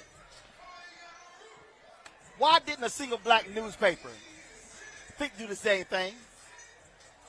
All the black papers in Atlanta, somebody should have printed 1,000 copies. And when a race was called, passed it to every media outlet, and they would have held it up, and that black paper would have gotten free marketing all around the country. Yeah, I don't think people really understand how historically significant this is for Brother Warnock to be elected for a full 6-year term from the South. If my memory serves me to history, this is the first time since Reconstruction, right, where you had a black senator. A black Democratic senator. A black Democratic. Well, I understand. But he was elected. He was elected. So Tim Scott, South Carolina. Right. Well, I said black, not black skin. I know what you said, but I know what you said. Hold on. I understand the context and the nuance. Right. Well, it's still historically significant because, you know, he won 2 years ago, but that was a 2-year term. But now it's a full 6-year term. Right. So he can be his full authentic self. There you go. I'm not saying he wasn't in there fighting on people's behalf. But he couldn't. But he'd be his full authentic self. So with that being said, we're going to celebrate Reverend Warnock tonight, Senator Warnock. But we're going to be showing up at his office saying, okay, we put you in, now we need you to work on our behalf. We need George Floyd Policing Reform Act. We need to get rid of qualified immunity. We need more progressive civil rights judges on the bench. We need the reparations to come up and not just a bill to study it, which is something we support with H.R. 40 and my sister, my Congresswoman Sheila Jackson Lee, Representative Sheila Jackson Lee. But we need the Senate to push that forward. We need you to get reparations for the 1921 Tulsa Race Massacre survivor, 3 who are still living that I represent, over 100, 108 and 102. We need justice for Black Creek Indians and Black Seminoles, Black Choctaws and Chickasaws who are being disenfranchised, stripped and stolen of their citizenship rights and their benefits that totals tens and hundreds of millions of dollars each and every year. Those are the type of things that we want Senator Warnock to fight on our behalf, because we have fought on his behalf, not to just be there, not to have a great party that we having tonight, and it's dope, it's lit up in here, but we want to see real policies and real laws that impact the lives positively of black people on a daily basis. Look, you're absolutely right, because it's called, and I said this about Obama, and folks got mad at me. I said, not the Sunshine Anderson, I said it's called return on investment. That's right. That's right. That's right. Not a popularity contest. It's not a beauty contest. This is politics. And for those who don't understand, politics simply means who gets what, when, where, and how much, and how. And that's why we elected him, to make sure that we get what we need and deserve as often as possible. That is what it's about. This is politics. This is not a popularity contest. We love Reverend Warnock. We support Reverend Warnock, Senator Warnock. But we need policies to stop the degradation of our people, stop infant mortality, stop diseases rampant in our community, stop putting our brothers and sisters in the criminal penitentiary. Stop these cops from shooting us unarmed or shooting us down in the street. We need economic development that helps regular black people, not just if you are already rich and you can take advantage of some type of a tax credit or something like that, but something that lifts the masses of our people out of the condition that we're in right now. The folks, for everybody who keeps asking, Senator Warnock has not spoken yet. We expect him to speak within the next 30 minutes. They probably will bring him out at 11 o'clock, the top of the hour. Y'all let me know. To my knowledge, I don't believe that Herschel Walker has given a concession speech yet. Guess what? He don't have to either. And so, well, yeah, first of all, it's going to be a little hard for him to even do it. So we are waiting. And this crowd is waiting. You know what, Roland? For Senator Warnock to come out. And trust me, this room is waiting. They're going to erupt. It's going to explode when he comes out. And it looks like Herschel Walker talking now. Well, it looked like Herschel Walker is now giving a concession speech.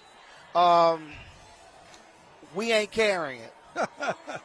Roland, I'm just being straight up. I'm old. I don't give a damn what Herschel Walker got to say. I heard you. Y'all let me clear. If y'all want to hear Herschel, y'all turn us down, turn your TV up. But I'm not playing that bullshit. Go ahead. Well, that's what I don't understand. I'm an old football player.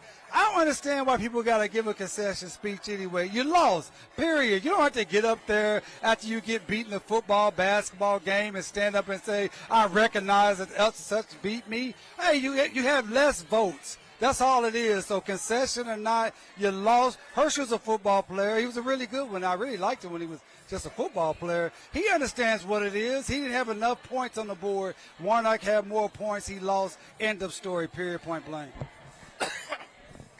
Bottom line is, Herschel Walker was a damn fool. And the reality is, this race shouldn't have been either that close as it was. Right.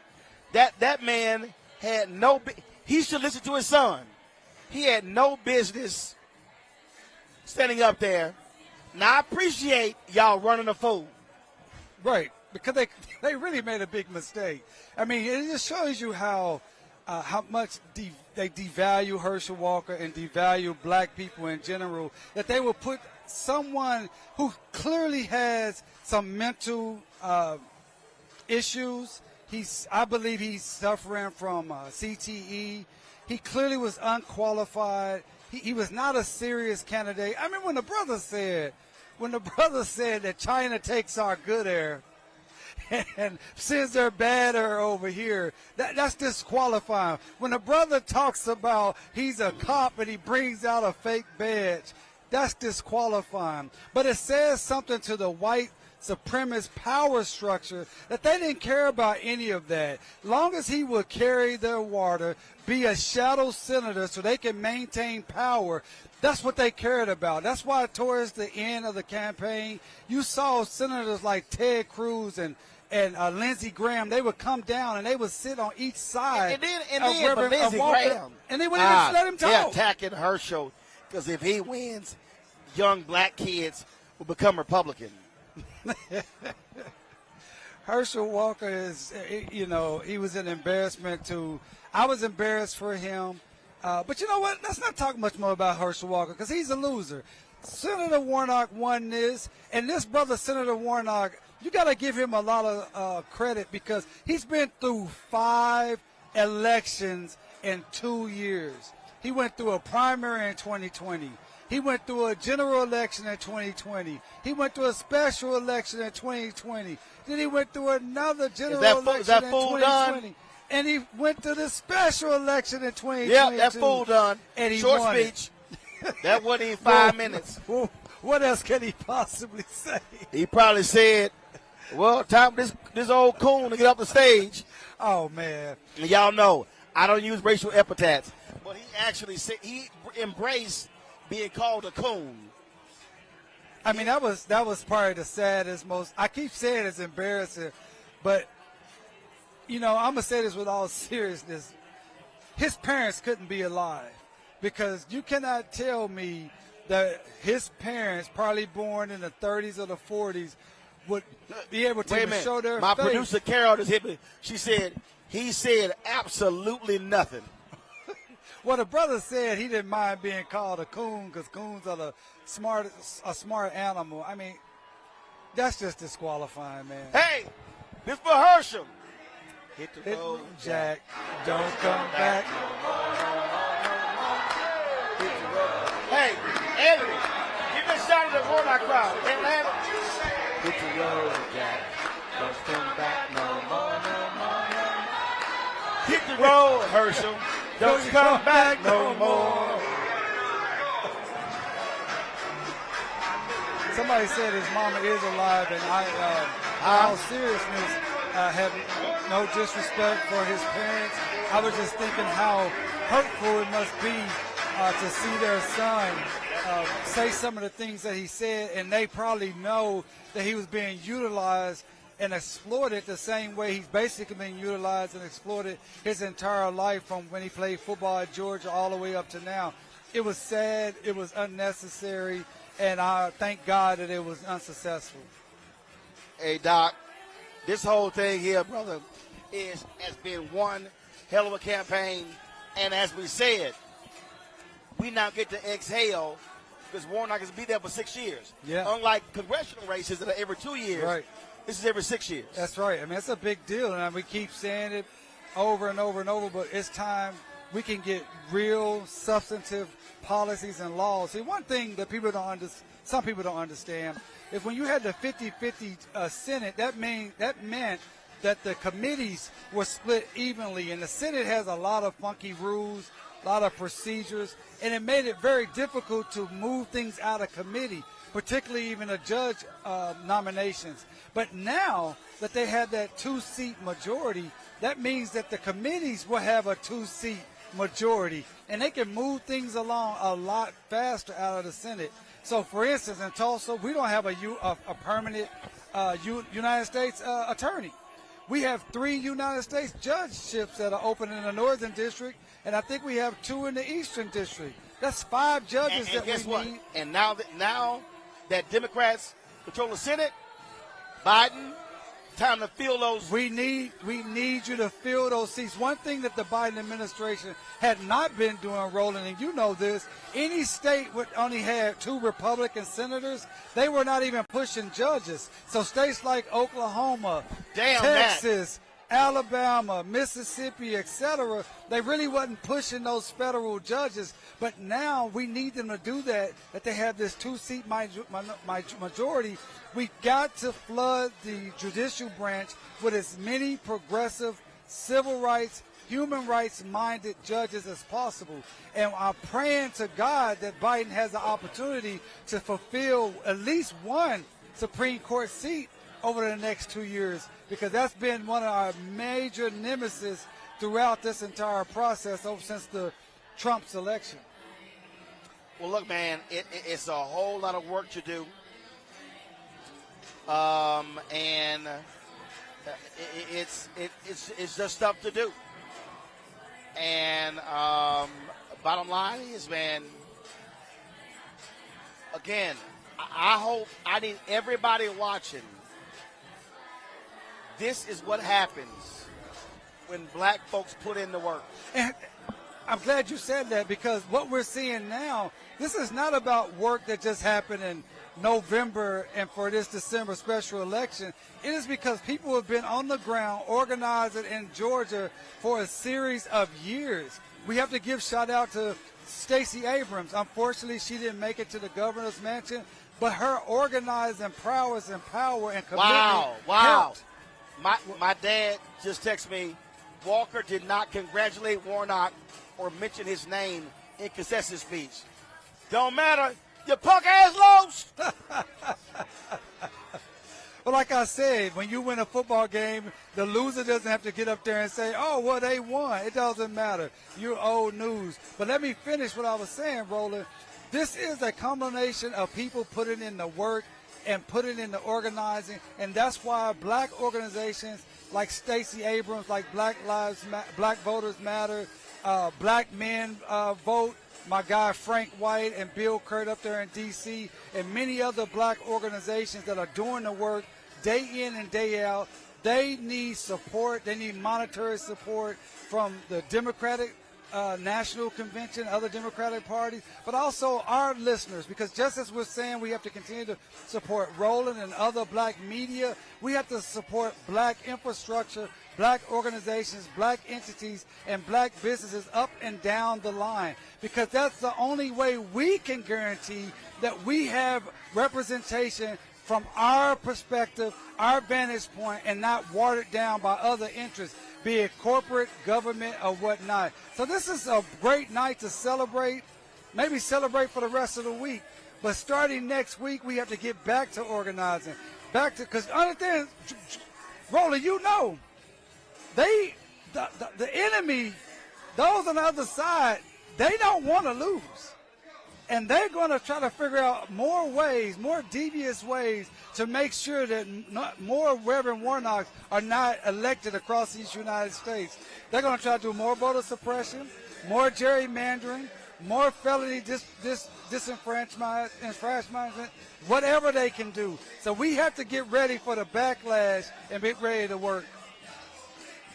Well, you're absolutely right, Doc. All that has to get done. What's happening, what's happening, what's happening? Yeah, I'm live. Huh? Come on.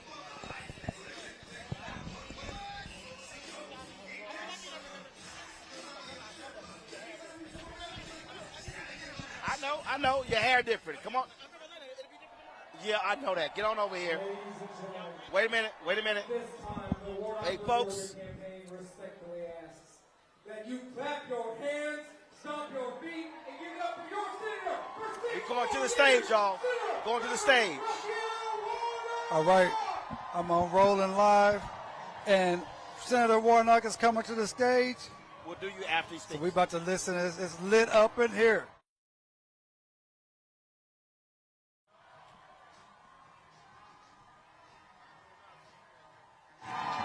They don't have it yet?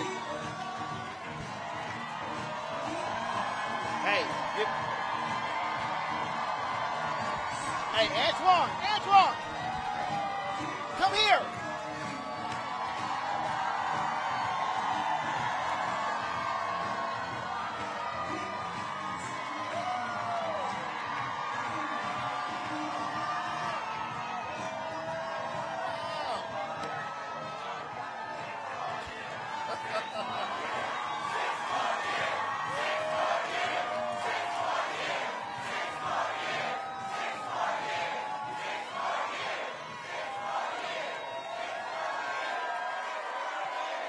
Wow!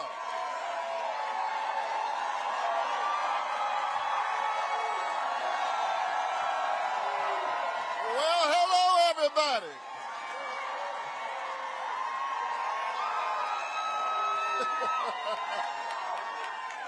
Y'all settle down now. Settle down.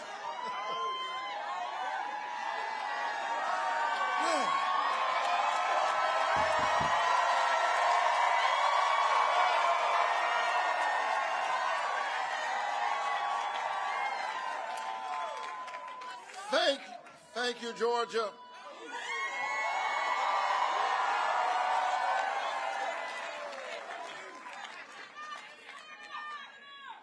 Thank you. I love you too. All right, y'all settle down.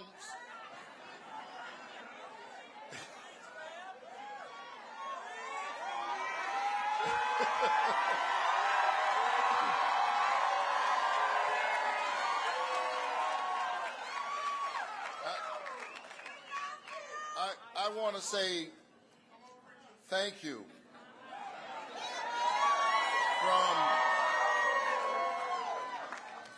from the bottom of my heart, and to God be the glory.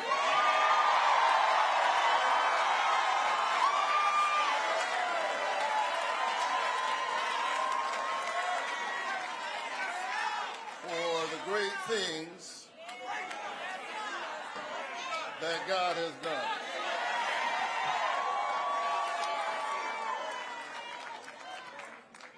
And after a hard-fought campaign,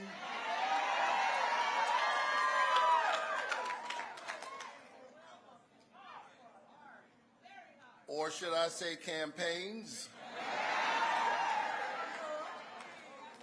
it is my honor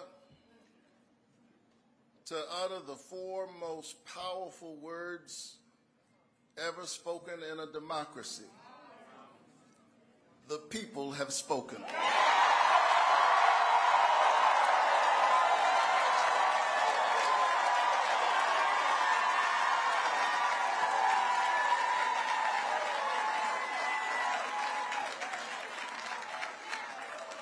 I often say that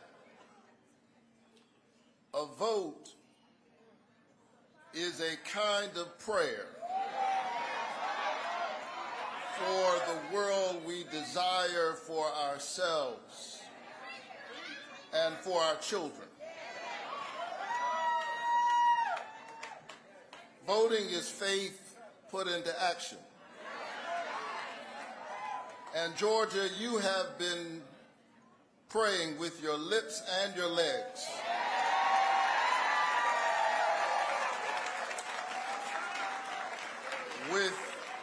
With your hands and your feet, your heads and your hearts. You have put in the hard work, and here we are standing together.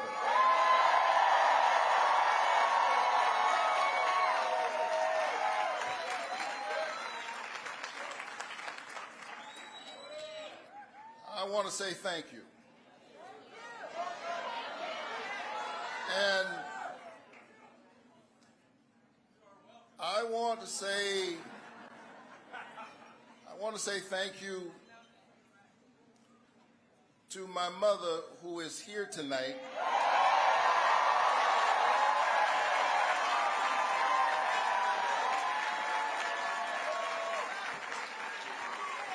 You'll see her in a little while. But she grew up in the 1950s in Waycross, Georgia, picking somebody else's cotton and somebody else's tobacco. But tonight she helped pick her youngest son to be a United States Senator.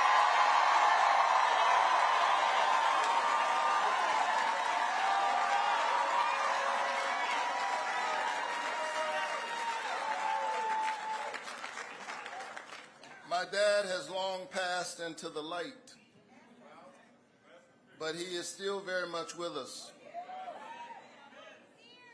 I watched my dad, a pastor and a small businessman, take care of his family by working really hard with his hands and using his brain.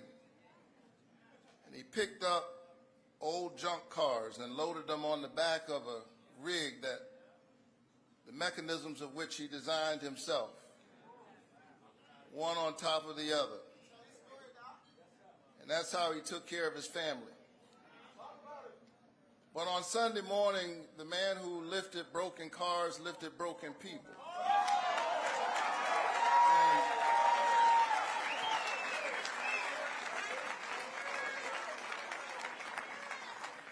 And convinced them of their value. I would not be here were it not for them. I am a proud son of Savannah, Georgia. A coastal city known for its verdant town squares and its cobblestone streets. Tall, majestic oak trees, dripping with Spanish moss, bend and beckon the love of history and horticulture to this city by the sea. My roots, like the roots of those oak trees, go deep down into the soil of Savannah and Waycross and Scriven County and Burke County. I am Georgia.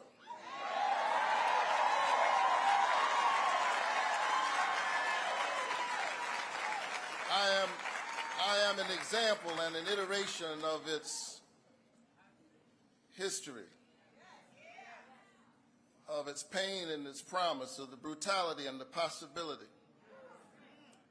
But because this is America, and because we always have a path to make our country greater against unspeakable odds, here we stand together. Thank you, Georgia.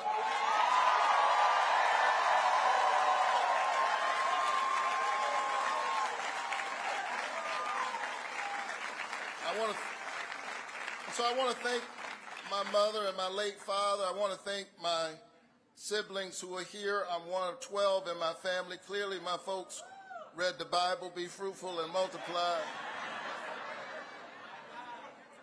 Our family was short on money, but long on love, long on faith. And I want to thank my two darling children.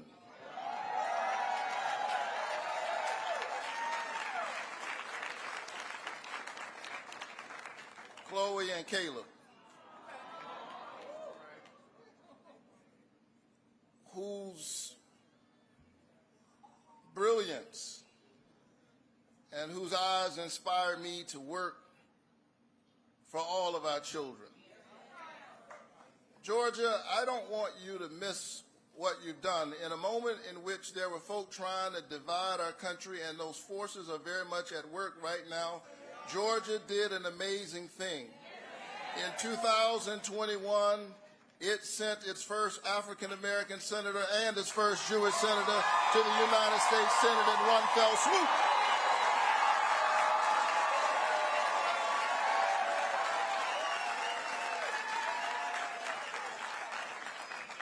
And you have done it again. Thank you, Georgia.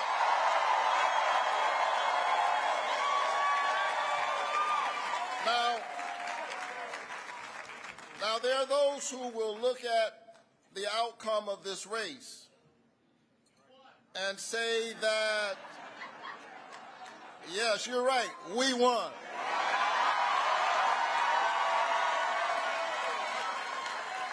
But there are those who would look at the outcome of this race and say that there's no voter suppression in Georgia. Let me be clear. Just because people endured long lines that wrapped around buildings, some blocks long, just because they endured the rain and the cold and all kinds of tricks in order to vote, doesn't mean that voter suppression does not exist. It simply means that you, the people, have decided that your voices will not be silenced.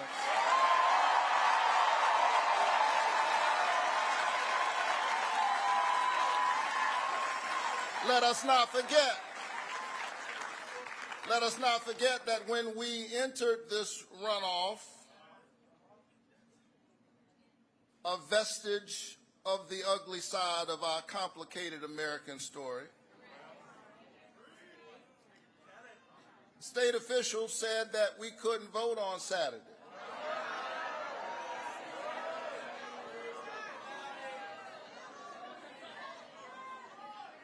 But we sued them and we won.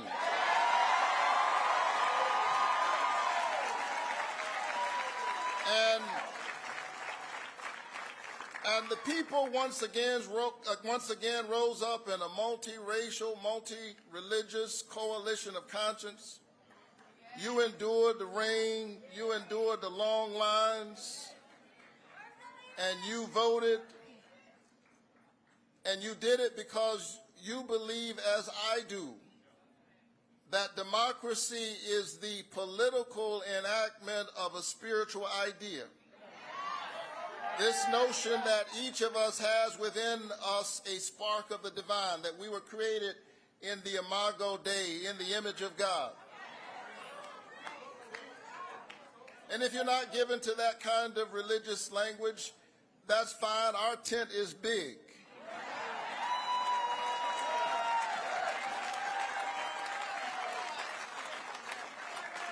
Simply put it this way, each of us has value. And if we have value, we ought to have a voice. And the way to have a voice is to have a vote to determine the direction of your country and your destiny within it. And so we stand here tonight on broad shoulders. Our ballot is a bloodstained ballot. We stand here on the shoulders of the martyrs, Schwerner, Cheney, and Goodman, two Jews and an African American who lost their lives fighting for that great American right to vote. Viola Luiso and James Reed, white sister and a white brother who also lost their lives. Fannie Lou Hamer, that indomitable Mississippi sharecropper. And my parishioner, God bless his memory, John Lewis,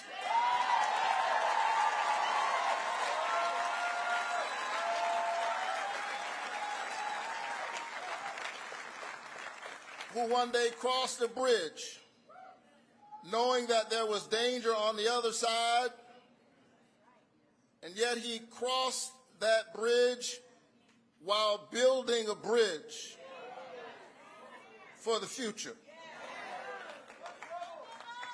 And now it is on us,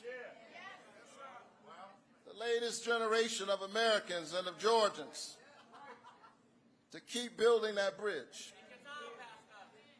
to keep walking that long walk, pushing the nation towards our ideals. And so, Georgia, this is my promise to you. The work that we must do is difficult. The issues are not simple, they're complex. But here's my promise to you: I will walk with you even as I work for you.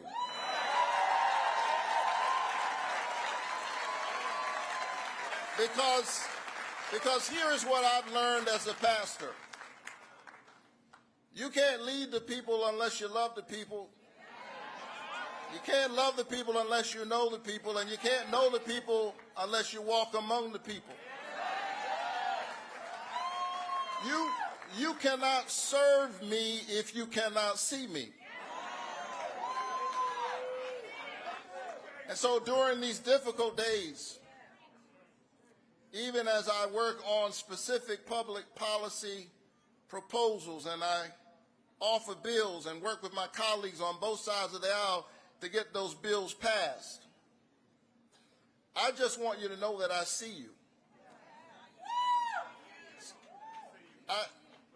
I see you parents as you're trying to put your kids through college and through community college and technical college. I see you students as you're trying to make a way out of no way.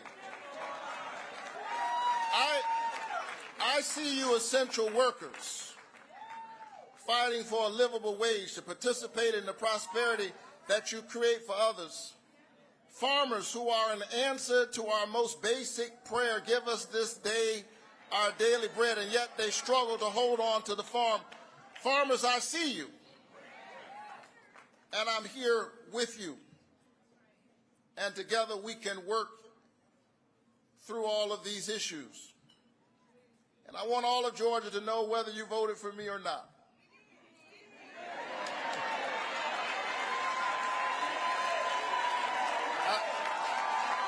I get it. But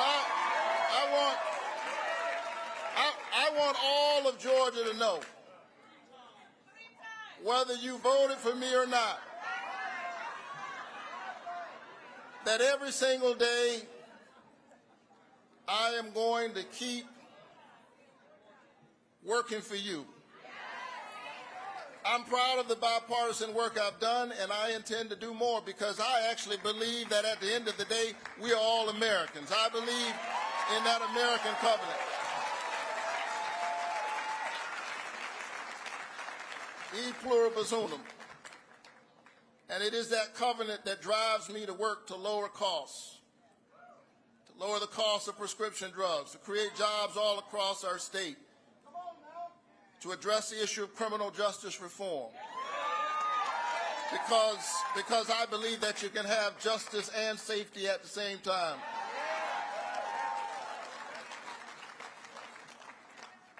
So thank you for this high honor.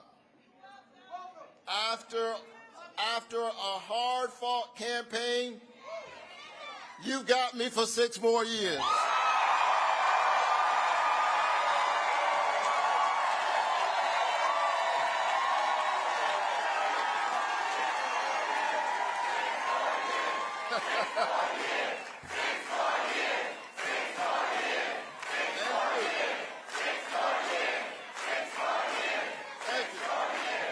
So let me quickly do a couple of things. I want to thank my amazing campaign staff.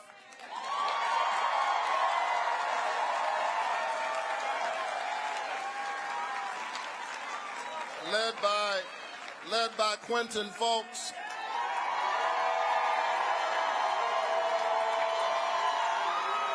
I want to I want to thank my amazing Senate team led by Mark Libel and my state team led by Meredith Lilly.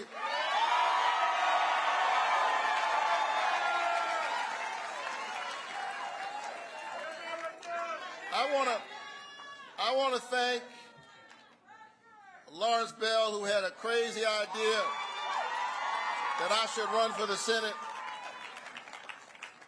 I laughed, and here we are. And I want to thank the amazing people of Ebenezer Baptist Church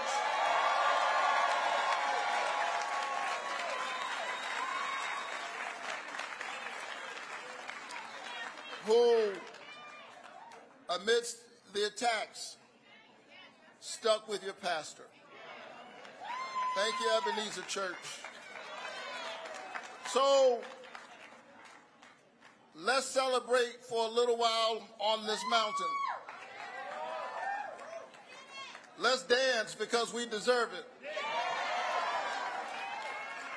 But tomorrow we go back down into the valley to do the work. I know that the days are still difficult. The times are dark, but the light, the scripture says, shines in the darkness, and the darkness overcometh it not. I'm ready to keep doing this work. I can hear my dad of blessed memory say, get up, get dressed, put your shoes on, get ready. Are you ready, Georgia? I'm ready. Stand up for workers, to stand up for women, to stand up for our children. I'm ready to build a stronger Georgia. God bless you. Keep the faith and keep looking up.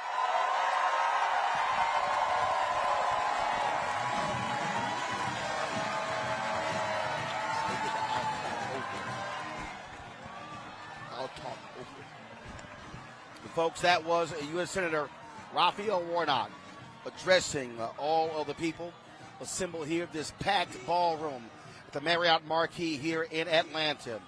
What is a victory celebration tonight?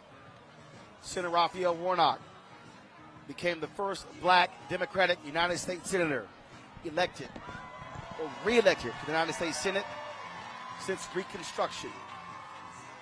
Folks, this is a huge achievement tonight. It was 2 years ago when he was elected. To the United States Senate, and he was elected by the people to fill the unexpired term of Johnny Isaacson, who stepped down. Well, tonight, Georgia, especially black Georgia, has sent Raphael Warnock to the United States Senate for the next 6 years. He is the senior pastor at Ebenezer Baptist Church. He is my Alpha Phi Alpha fraternity brother.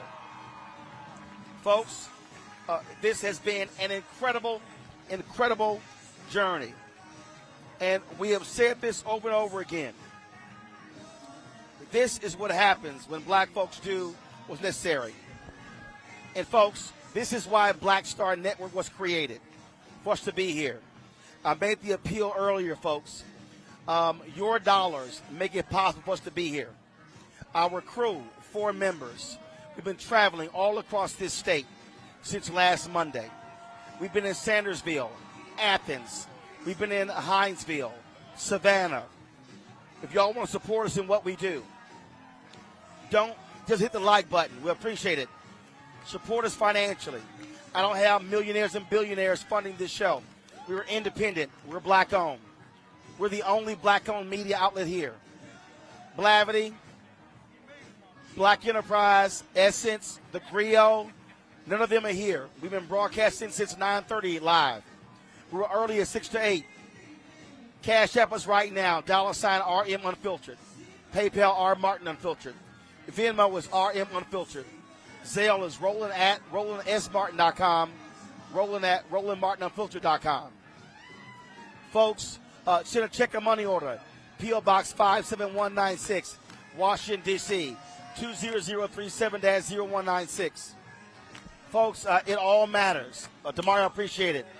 Folks, thanks a lot, baby. Love you. Folks, your dollars matter. We're going to keep doing this work. We're going to keep building. We're going to keep growing. We're going to keep going. We're going to keep doing that. And so what you're seeing this is what happens when black folks rise up and we do what we do. This is what happens when we lead. This is what happens when we do what we're supposed to do. There you go. Appreciate it. All right, take a selfie there. So, again, a lot of y'all have contributed already. I appreciate it. You give directly on YouTube as well. But if you give us directly, folks, all the resources go right to us. And so we said it. You know, we need 2,000 people giving us at least $50 this month to raise $100,000. And, y'all, we got more work to do. We're going to be covering this stuff and traveling this country. I head to Houston tomorrow, then back to D.C., studio. I'm in Jackson, Mississippi on Friday to give the commencement speech at Jackson State University. We're back into Atlanta Sunday for Operation Global Hope Forum, Cover Celebration Bowl. This is why we black media must be here. History made tonight in Georgia. History made tonight. The grassroots activists, we featured them on the show. They did an amazing job all around this state, knocking on doors, making phone calls, texting people, having parties, passing out food, passing out water, passing out snacks.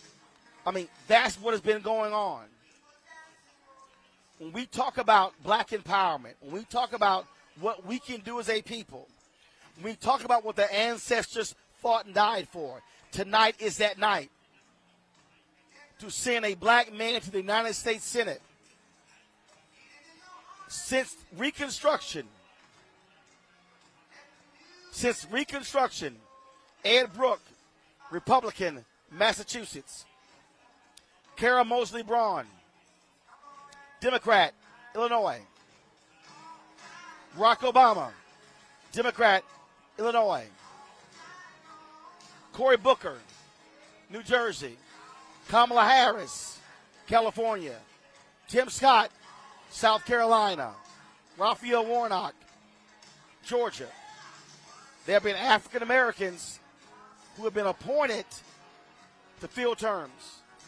7 African Americans since the end of Reconstruction elected to the United States Senate.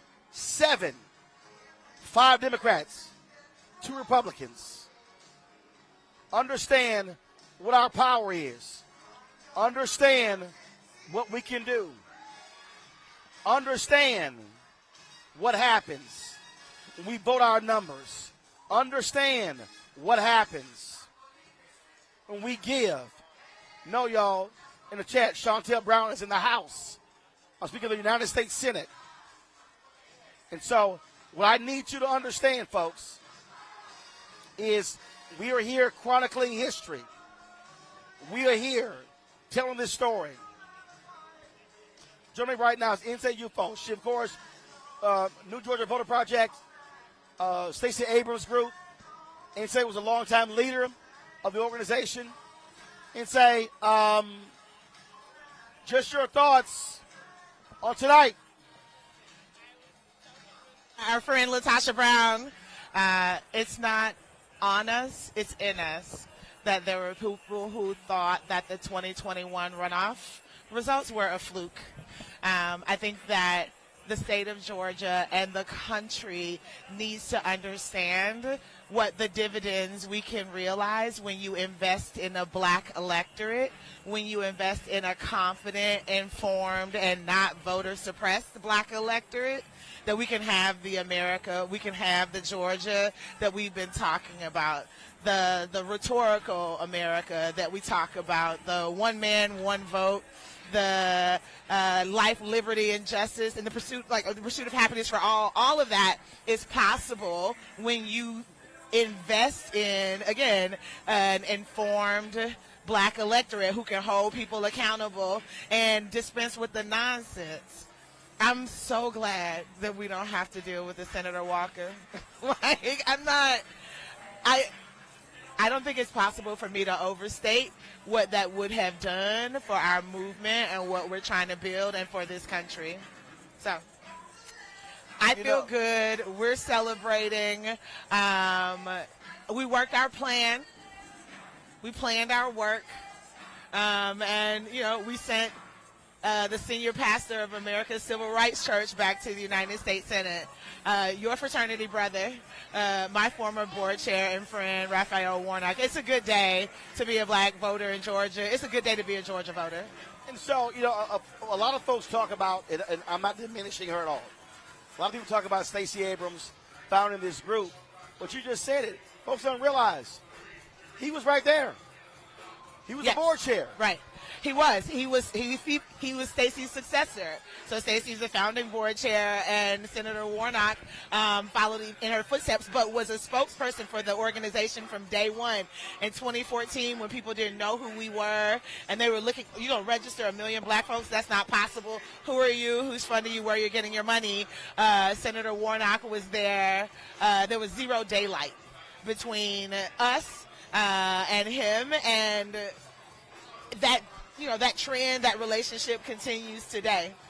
Number one. Number two, what I didn't hear tonight, but I think I would be remiss if I didn't say it out loud, was that we all owe a debt to Stacey Abrams, right? For tilling the soil, for creating these conditions. There is no Senator Warnock. There is no Senator Ossoff. There is no Representative Nikema Williams without the infrastructure that Leader Abrams has built, and I think that that's super important. I keep saying this, and I was in Sandersville. I was in Hinesville. Adamsville? When I was in Athens. Okay.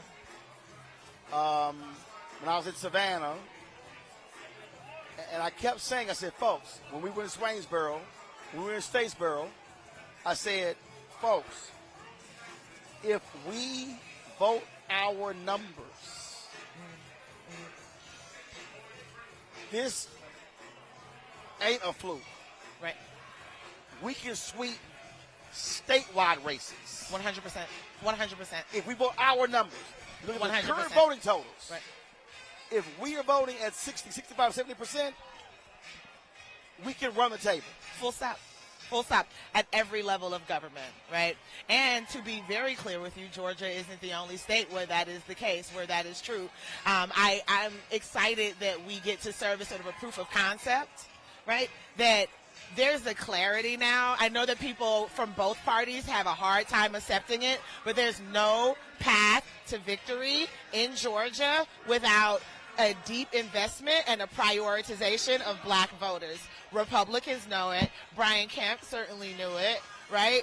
And I don't know if the major political parties are prepared for that, have wrapped their heads around that we can continue to do this. We can have nice things if you recognize who your base is, invest in your base. Period. This is the future. The multiracial democracy that people have been writing about and talking about, it's here. It's here in Georgia today. I had somebody say in the chat here, both parties not going to do anything. And my point is, our job is to make them do it. Full stop. That's what's next. I said, I always say, election night is the end of one process, and tomorrow's the beginning of another. Absolutely. And also, what is a party without its people?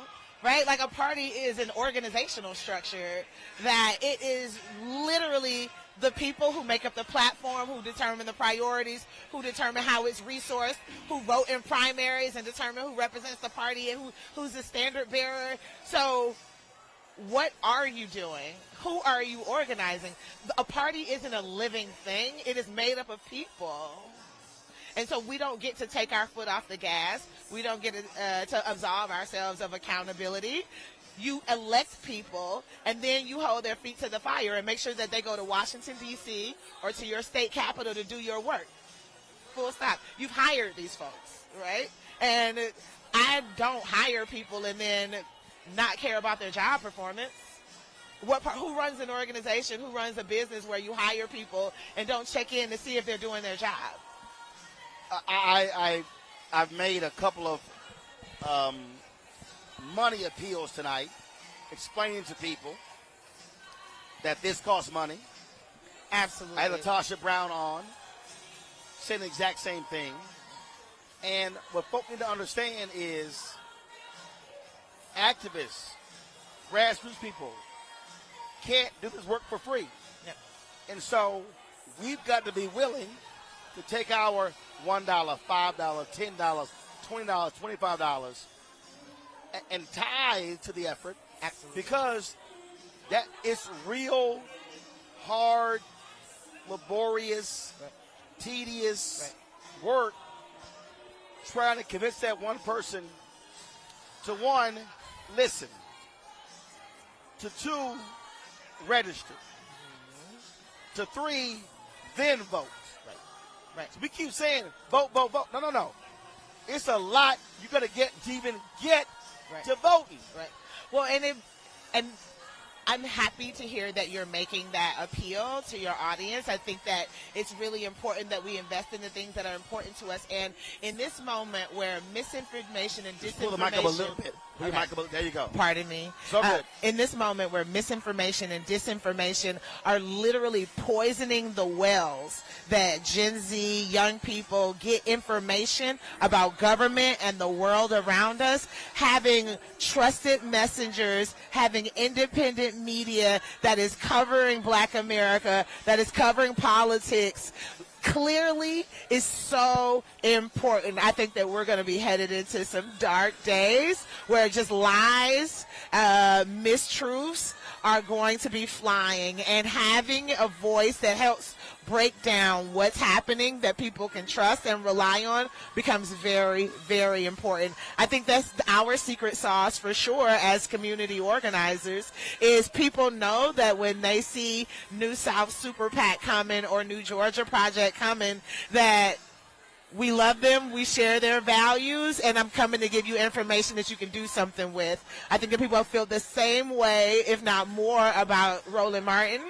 Like, the journalist, the brand, the man, and it's so important that we had it, particularly at this moment and going into the 2024 election. And see, the thing that we have to now understand, Spike Lee was here earlier, and I told him, we were quoting lines from Malcolm X, and I told him my favorite line is the scene where the cop says, okay, you came and got what you want, now break this up. He says, no, I'm not satisfied. I do remember that line. And my deal for us is, I'm not satisfied with just Warnock. No. I'm not satisfied with just Booker. Come on. I'm not satisfied. No, I want all of it. Come on. I'm overcharging them for what they did to the Cold Crush, right? Like, when there's an activist sister of ours, her name is Mary Hooks, and she often talks about avenging the atrocities that our ancestors have suffered, and also sort of defending or making ourselves worthy of the veneration of future generations. And you're right. Like, a 51st seat in this climate is not enough. Not when we are a couple of days away from the Supreme Court deciding the Moore decision, which could completely gut the Voting Rights Act. That, Dobbs versus Jackson completely gutted Roe versus Wade. Affirmative action is on the table. Or even the case out of North Carolina with this strange legal theory. The independent state legislator theory is the Moore case. It's going to be a problem. Anthony. So, I mean, you're right. I mean, so what we are dealing with I mean, we're dealing with some major battles. Yes. These Republicans, they are going to be pissed. They are pissed tonight.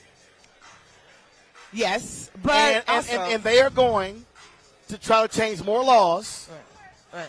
to make it harder to register and to vote. Absolutely. I have a slightly different take.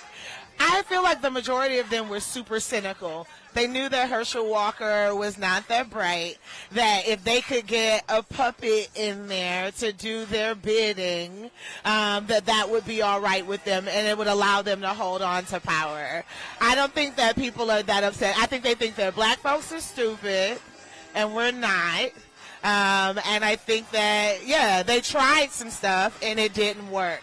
And you're absolutely right, though. They're coming back, and they're coming back stronger. They're like the gremlins, and there's more of them. So right. And yeah. so for us, we rest. Yes. We take a deep breath. We drink some water. We get our voices back. 100%. We try to get 7-8 hours of sleep. Ooh. We try to eat a real meal. Ooh. And then it's back to work. Back at it. Chop wood and carry water. Before the revolution, we was chopping wood and carrying water. After the revolution, we chop wood and we carry water, right? Like that's one foot in front of the other. I believe that with my whole heart. But I'm going to celebrate the wins, though. Insane. I appreciate it. Thanks a bunch. Keep fighting. Thank you. Folks, it has been an unbelievable night here in Atlanta. Tonight, we saw the re-election of Senator Raphael Warnock. We were live earlier from 6 to 8. We went live again at 9:30. 5.5 hours of coverage tonight. No other black-owned media has been here doing what we're doing. Folks, I've said again, for you to support what we do, your dollars make it possible. I've called for us to do $100,000 this month. If 2,000 fans give, it'll actually happen. And so, y'all, help us do this. We want to be all over the country.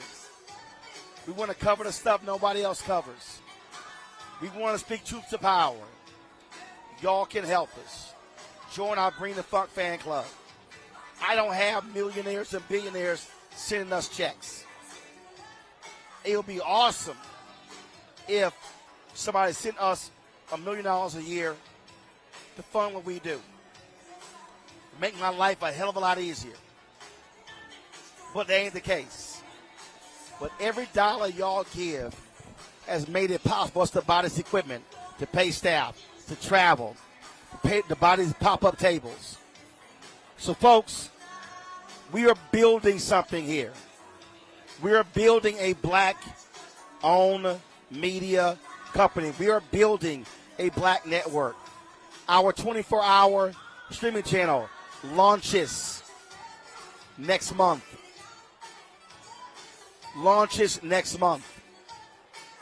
That is happening.